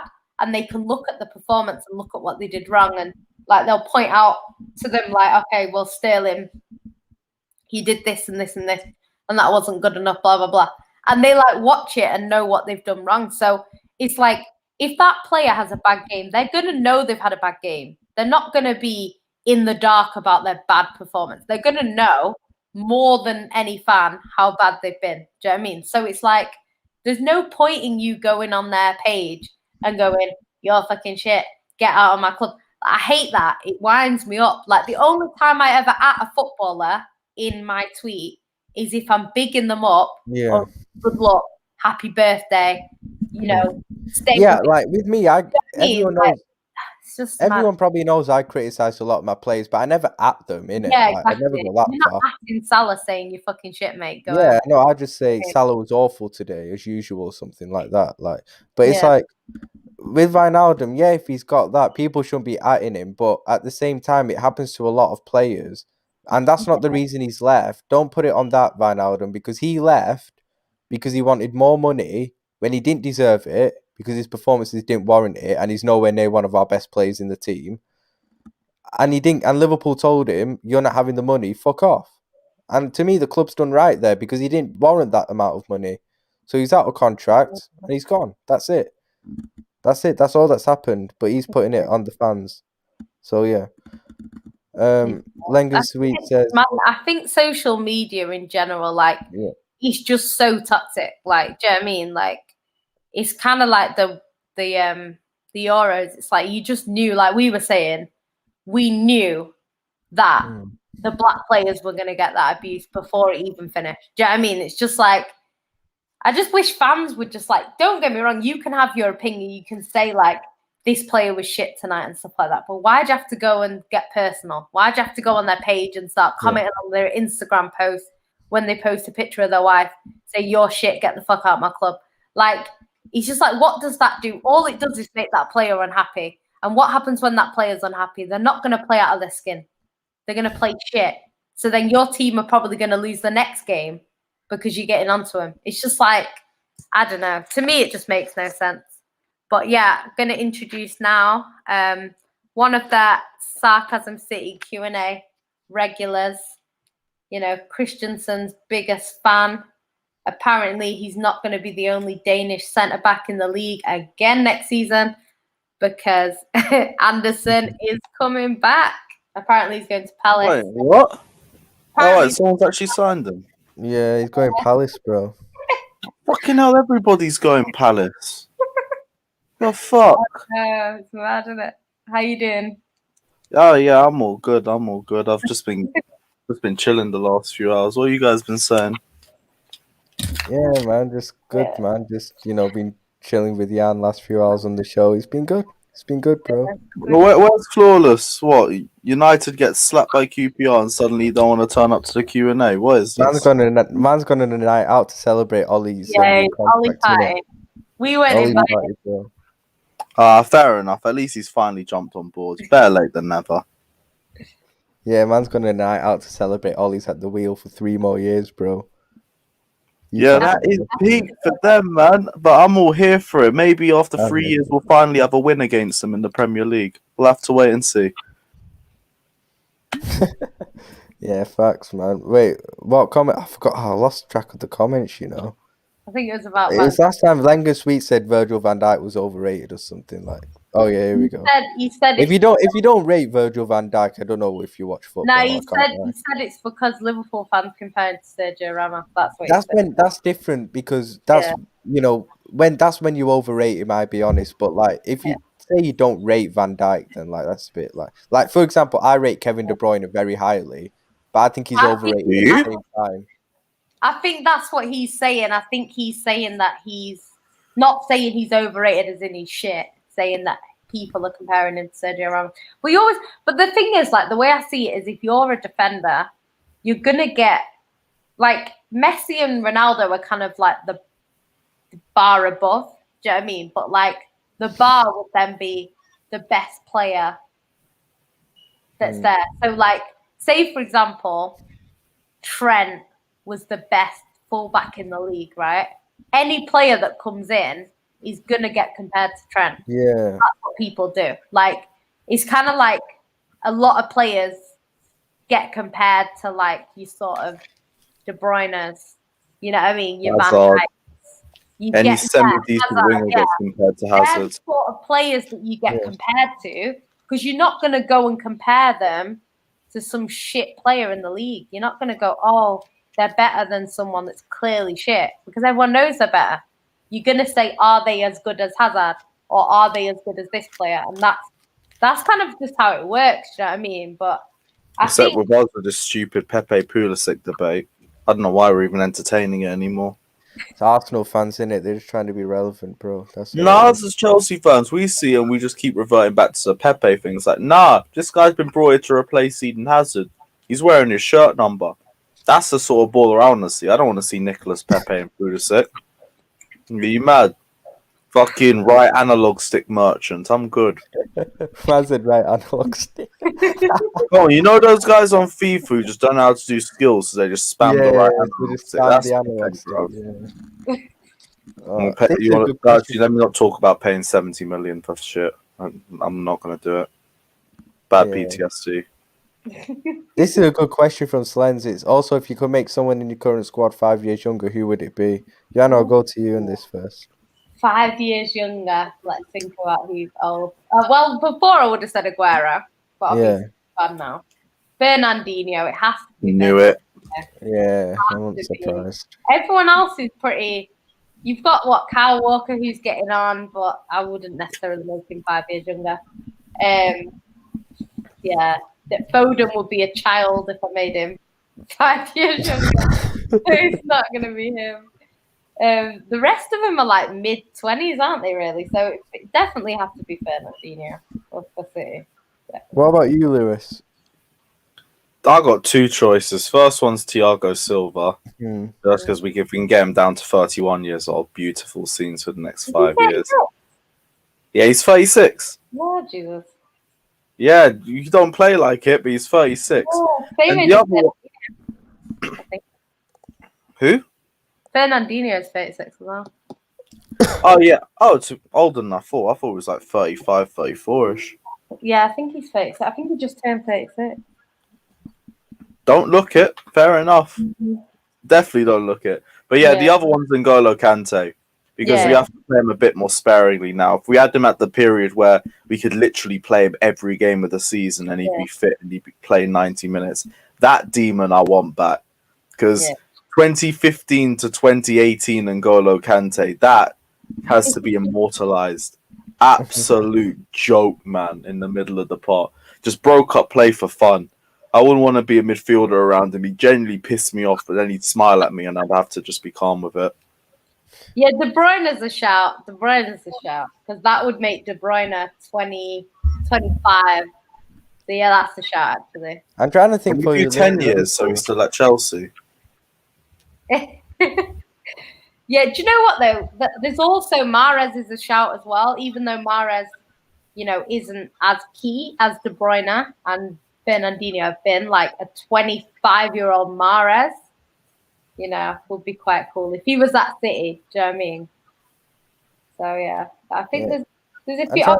Nice to make it all younger. To be fair, at Liverpool, I'd probably say it's a choice of 2 as well. I'd say Van Dijk and Thiago as well, because they're around 30. The 2 of our best players, I'd say. Whereas Fabinho's still at a decent age, and all them. So I'd probably say one of those 2. I'd probably edge Van Dijk especially because Van Dijk's had such a big injury that when he's 30 and he's coming back from that injury, is he going to be the same? Whereas if he was like 25, there's more time for him and he's at a better age to be able to come back from that injury still. So I'd probably say Van Dijk more. Oh shit, I can genuinely run Christensen over Van Dijk prop next season. Love it. Oh no. Next year's going to be a long Think about the long game. Love to see it. The AC hype just grows and grows. Lewis, a question for you from C1 London. Even though they're 2 completely different players, Drogba or Makelele? I love Drogba.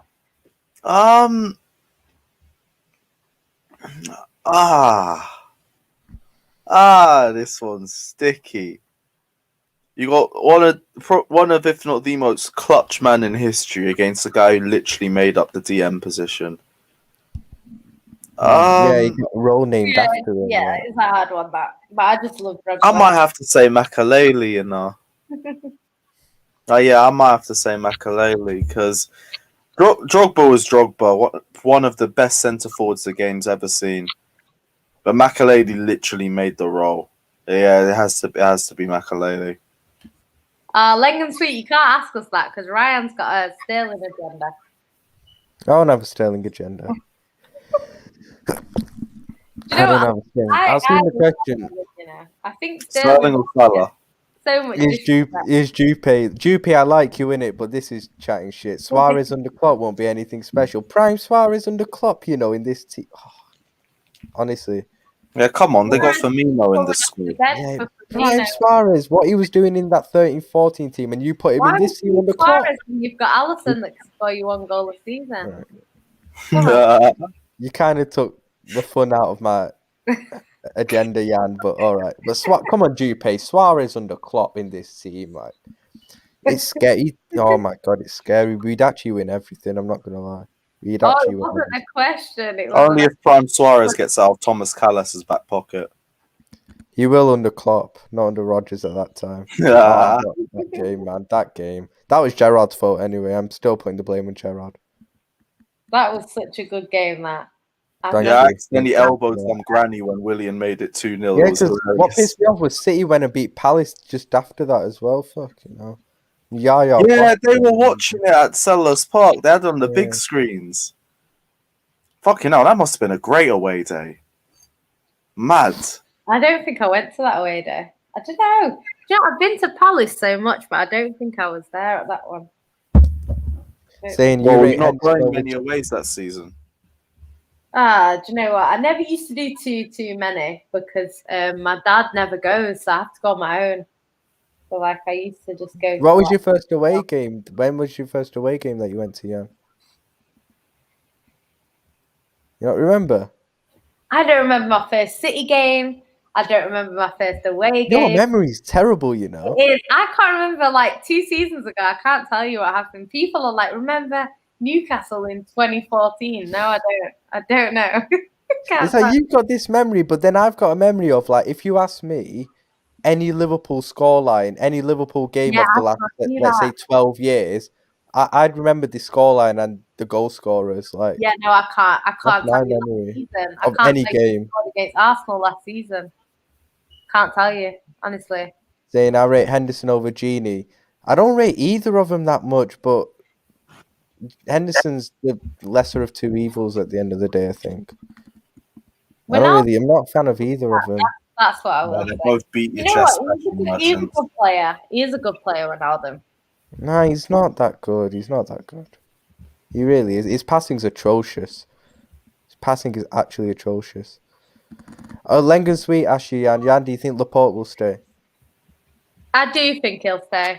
I think obviously, like, he's going to want to play. He's too good to be sort of a bench player. That being said, I've said it a lot on here. I think next season our starting centre-backs will be Laporte and Diaz. I think it will be Laporte and Diaz. I think it depends. If Stones, because Stones has kind of carried his good form into the Euros. So he's been quite solid now for like a year or two. But it's just, he might be tired. You know, Stones has played every game in the Euros. You know, he played most of the season for Man City. We play a lot of games.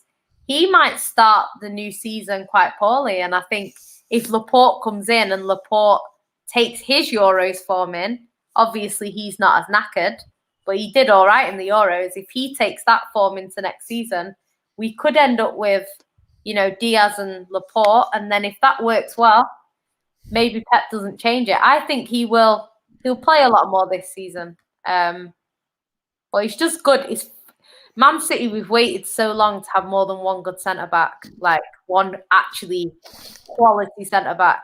To have two, you know, two that are obviously the starters and have one that's just as good on the bench. Like, we've been waiting a long time for this. Then we've got Aki as backup, who's not terrible. I do feel a bit sorry for him because a lot of the games that he played where we lost, he was playing like next to Garcia. But it's a bit harsh. At least put him in next to Diaz or Stones, so he's got a chance. So it's a bit harsh. It's a bit harsh. Yeah, I agree with that, Lengen Sweet. In terms of ability, he's probably the best one. He's definitely better than John Stones on ability. Do you think he's better than Diaz? No, in terms of ability, probably. But the thing is with Diaz is a leader. He's like a Vincent Kompany. He leads from the back, and that's what you need. And this is why I said, in terms of centre-back partnerships, you don't have to be the best centre-back. If you work well with the player next to you, it's a better centre-back partnership than two great centre-backs that don't work together. Do you know what I mean? Yeah. So, yeah, we'll have to see. And Joanne keeps asking me the same question. Sorry, I thought I answered it. I do remember John Guidetti. Yeah, he used to love off Man City because I know he used to play for City at the same time as my friend, and they were good friends. But yeah, I do remember Jan Guedetti. I really liked him at City actually. Yep. Long and sweet ask Jan and Ryan, Sterling or Mane. Yeah, go that's on, I'll let you answer first. I'll let you answer first. Go on. I think you know what, Mane was very, very good in that season where Liverpool were unreal. In the 2 seasons where we won the trophies, he was he was our best attacking player. Yeah, he was very, very, very good. Put it this way, he was much better than Salah in those 2 seasons, both of them. Yeah, I thought he was better than Salah. Maybe Salah the first season where he scored all them goals, not. But the second, I'm talking the 2 seasons where we won the trophy. Oh, you won the trophy. Yeah. Season where we won the Champions League, season where we won the Prem. In those 2 seasons, Mane was better than Salah. Yeah, so I agree with that. I think Sterling gets too much stick. Do you know what I mean? Sterling's been solid for us. He's won us titles. You know what I mean? And a lot of players, like when you talk about them, like it's like, oh, they won the title for Leicester, or oh, they won the title for such and such. And it's like Sterling has won us titles before. You know, games where we've needed someone to step up, he stepped up, and I think he gets way too much stick. So I'm a big Sterling fan. So I would have to back my boy Sterling just because he's been doing it now for a long time. You know what I mean? They both had a poor season this year. That's why this season they have both probably had their poorest seasons at the clubs. Yeah. I think they both got. I think they both got limitations to their game. I'd probably edge Mane, just because I just feel if I was a fullback up against them, I'd probably fear Mane a bit more than Sterling if they were both at the top of their game. I'd probably fear Mane. I think Mane's got probably a bit more better decision making than Sterling as well. So I'd probably say Mane. Lewis, what do you think? Because obviously you're the neutral in this. So Sterling or Mane? At their prime, I'd go Sterling. Sterling has dominated us in some games, especially the 6-0. And just personal bias, I prefer him. Mane's never really done much against Chelsea, to be honest. When I think he scored against us in the 2-0 at Anfield. Earlier on this season, he scored against you twice. Kepa tax. When Kepa booked it. And he got Christensen sent off, I remember. But he never really does much against Chelsea, I'll be honest. Salah does... Firmino does a lot. Firmino's probably out of our 3 players does the most against Chelsea. Out of our 3 attacking players. Firmino seems to score in them big games. Firmino scores against a lot of the top 6 a lot of the time. He's only scored once against us, though. I remember he scored, Firmino. He scored a couple against you last season. Oh, his only goal at Anfield was against Chelsea, He scored against you at the Bridge. You lot have taken full advantage of Kepa in the last 2 seasons. No, he's being honest. We have. Well, we've all scored worldies against you. Yeah, they've all been against Kepa, bruv. Do you know who Trent's last free kick was against that he scored? Chelsea when Kepa. Yeah, and I bet the one before that was Kepa too. Yeah, because he scored 2 against you that season. He scored one at the Bridge, I remember, when he slammed it. Yeah, he celebrated in front of my block, the Wallad. I remember that free kick still. It's a difficult question. Do it again. Do it against Mendy and then I'll rate him. We don't know Van Dijk and Konate yet. Yeah, we don't know. If you're talking about the only one... You know, if you put Van Dijk and Matip is solid, you know. That's our best one before Konate, because I don't know what Konate... Yeah. I rate Konate, but I don't know what him and Van Dijk's going to be like. But on paper, it should be good. But that's the thing. You might find that Van Dijk and Konate play and they're okay. And then when Matip comes in, you know, they're better. You know what I mean? Matip's so underrated. It's because he's injured all the time, but Matip is so underrated. Literally, like, Konate... Van Dijk and Konate is probably the best on paper, but we ain't seen it, so we don't know. Yeah. But Gomez is shit. So I'd say Van Dijk and Matip is our best one. Remember, that's won the Champions League. Van Dijk Matip's the one that won us the Champions League. But that's the thing, though, because it's like you've got, like, Diaz and Stones works well, but Diaz and Stones are not our best 2 centre-backs. Do you know what I mean? But the partnership works. But we don't know. Why is Christensen not in this? Fuck's sake. It's weird because Chelsea play a back three though. That's the thing. So yeah, it's a bit different. You know what? And like I said, we don't know what Maguire and Varane's going to be like either. So for me, if I was to put Van Dijk and Matip in, I'd say Van Dijk and Matip's probably the best out of all of them because honestly, they won us the Champions League together. And honestly, when those two are playing together, they are solid together as hell, I'm telling you. Proper solid. That's our best centre-back partnership before Konate. Definitely. 100%. Yeah. Well, Lewis, what do you... Well, yeah, it's weird with Chelsea, isn't it? Because they play three at the back, so it's not really a partnership. Yeah. Lewis, do you rate Haaland? No, I rate Haaland. I've just kept saying, like, Erling Haaland isn't going to hit the ground running at Chelsea. I said that's why I prefer Romelu Lukaku if you want something immediate. Long term, Erling Haaland's going to ball out at Chelsea. He's going to be one of the greatest centre forwards the league's seen. But he's going to have to adjust to that. He's going to have to adjust to the pace of the Premier League compared to the Bundesliga, where you have about a fifth of the time that you usually have. And I don't think it's going to be as easy as fans make it out to be. But that's just it. I rate Haaland. Quality striker. Just... everyone's overhyping him right now, in my opinion. I agree with that still. But, see, we made the mistake with Werner. I'm not jumping on it again. Yeah. Miss Molina asks, Ryan, thoughts on Bowen to Liverpool? Honestly, our club's in the gutter if that happens. I'm telling you, we might as well just keep Shaqiri in it. Like, what's the point? If we're getting Bowen, then why? Like... Shaqiri to me has got more tech than him in it. Like I'd rather we might as well just keep Shaqiri if we're getting Jared Bowen. This is when if we being linked with like Jared Bowen, I'm getting him. Klopp. If I was Klopp, I'd leave because like we are ruining Klopp if that happens. We can't expect him to keep turning these players from clubs lower down in the league into world beaters. Like we can't keep expecting him to do it. It's not sustainable for such a long period of time. Like honestly, it's just if we were actually ruining Klopp, if I was him, I'd leave because after all he's done and you're giving him Jared Bowen and expecting him to challenge for league titles. Come on, man.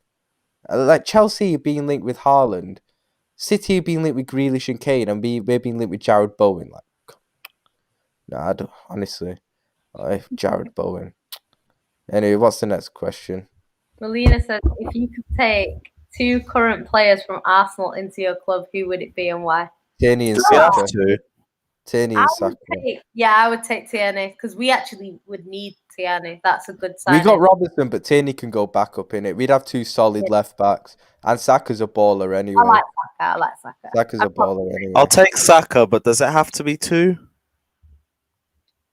Yeah. Got to take another one of them. What about Leno? No, I'm not. That ain't even better than Kepa. No, Leno's alright, but I'm not taking Leno in it. He's not the best keeper anyway. No. I might take Gabriel. Nah, Gabriel's dodgy as well. I don't rate Gabriel that highly either. Arsenal just don't have. C1, do we have to take Tierney? He's just made a living off playing against an injured Reece James. Maybe Partey, because I think... Actually, yes. Yeah, I would take Partey. Yeah, I'll take Partey. Oh, man. Tierney can't even lace Chilwell. That I rate at Arsenal. I don't really rate anyone else, I'll be honest. I wouldn't even rate Aubameyang highly. Nah, man. Ever since he got that contract, he's a flop. Yeah. No, but even before that, I never rated him. I thought he was overrated still. But Tierney, Saka, and Partey are the only 3 that I like. The only 3 Arsenal players that take seriously, innit? They're literally the only 3 Arsenal players that take seriously. The others are jokers, I have to admit. They're jokers still. Any more questions? Yeah. Ryan, who's better, Gomez or Tomori? Tomori, innit? Gomez is absolute shit. I don't get the hype about him still. I've never got the hype around Joe Gomez. He's a pathetic defender, I'm not going to lie. We're AC Milan fans at heart now. They got Giroud, they got Tomori. And their first 2 letters are AC. All the more reason. Oh, you have to get your agenda in still. Agenda? It's facts at this point. This is a good question still. Do you guys reckon Ollie will be sacked before Arteta? Nah, I think Arteta will go first. Yeah, nah, he's got a 3-year contract to run down now. Yeah, I think Arteta will go first. because Arsenal are shit anyway. So at least United are good players. They'll probably get some good results. That'll save Ollie. Arteta's under some more pressure because the thing is, if Arteta is not, because he's not in Europe, it's kind of all focused on the Prem, the league, or a cup. Do you know what I mean? So if he doesn't do well in the Prem, he's at risk. Whereas Ollie could blag top 4 and maybe get out the group stage of the Champions League, and probably say that he's done well. But Ollie, no, but the thing is with Ollie, Ollie's got individual brilliance to bail him out in a lot of games. Arteta don't have that because Arsenal they're not really got any good players, so it's like Arteta's fucked in it. Like, if Arteta lasts until Christmas, I'd be impressed. But then again, it's Arsenal in it. Like, to me, if Arsenal were a serious club, they would have sacked him ages ago. So the fact they ain't sacked him now is like, ooh, but like, yeah. Especially they're making a documentary as well. Like, nah, I mean, nah, I think Arteta will go first, to be fair. This is a final question. We'll close out after this. We're doing almost 3 hours. Good. Ryan, who has the highest ceiling, Reece James or Trent? It's also a question to Jan as well. I'll back my boy in it. I rate them both in it, but I'll back my boy still. Go on. Lewis, I'll ask you this as well, because obviously it's... if you're there, bro. Because I think... Actually could go either way. All Trent has to do is learn how to defend. He is improving, to be fair. He is improving. I'll give him that. But I rate both of them very highly. 1v1, but I think Reece James will be a bit more versatile defensively, whereas Trent will be a bit more versatile going forward. Yeah.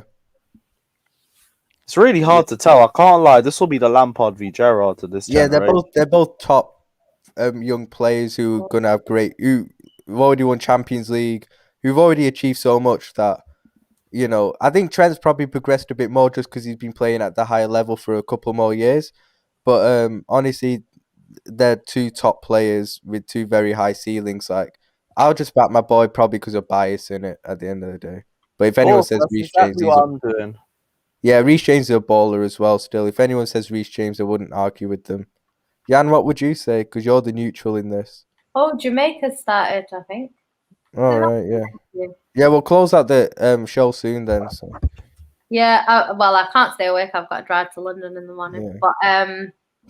But yeah, I think I agree. I think they're both good at what they do in it. So just depends. Going forward, it would obviously be Trent, and then defensively, more Reece James. So I don't know. And they play in different systems as well, because obviously James plays as a wing back.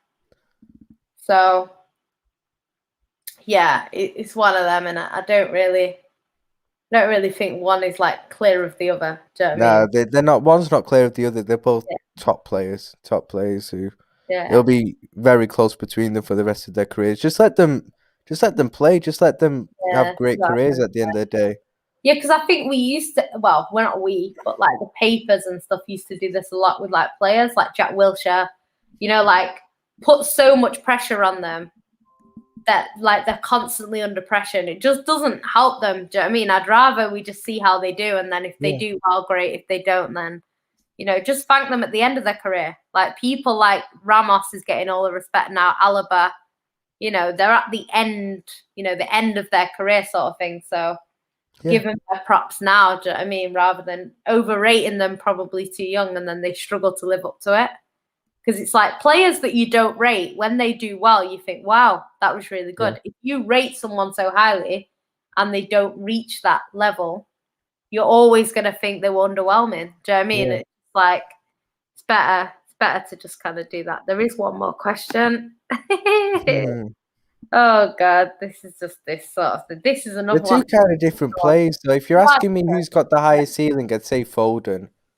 But then Mount's a very good player as well. They're both top players again. But if you're asking me, I can't even tell their ceilings. Really can't. I'd probably say Foden for me personally, but that's probably a personal preference. But they're both top players. Foden is a different position, isn't it? Because like Mason Mount is a number 8. Phil Foden's definitely not a number 8. So he's more like he plays on the wing for City right now. But he's a bit more versatile, I'd say. Phil Foden going forward. Do you know what I mean? So I don't know. Yeah, I think in terms of I think Phil Foden's the better player personally, but Mason Mount is quality. I actually like Mason Mount, to be honest. Yeah. But because people are always saying Mason Mount's clear of Phil Foden, it kind of makes you have to say no. Foden clear of Mason Mount, and then it makes you sound like you hate him. Do you know what I mean? When I don't. So yeah, I don't think there'll be a Jamaica watch along because Flawless is not around. He's not around tonight, so yeah. I'm tired. Yeah, so I think we'll close out the show there, people. We'll be going on for over 3 hours. I'm mad. But any final thoughts, guys? Any final thoughts, Lewis? I know what you're gonna say, but Champions of Europe. I knew that was gonna happen. I knew that was gonna happen. This is how you're doing me. Sorry, it just had to happen. Oh, can't be arsed. Sorry, babe. But yeah. Like I said, we'll close out the show there. Thanks to everyone who tuned in. Thanks to everyone in the comments. Make sure you like the video, people. Yeah, like the video, guys. Subscribe to the channel. Join the membership. Share it across your socials. So big up, everyone. This has been the Sarcasm City Sports Q&A. Oh, Peter might do the watch along, but you know. I'm going bed after this. To do it, but I'm gonna go sleep. Yeah, I'm gonna go sleep still. Yeah, so big up, everyone. This has been the Sarcasm City Sports Q&A on Sarcasm City TV. Thank you very much for tuning in.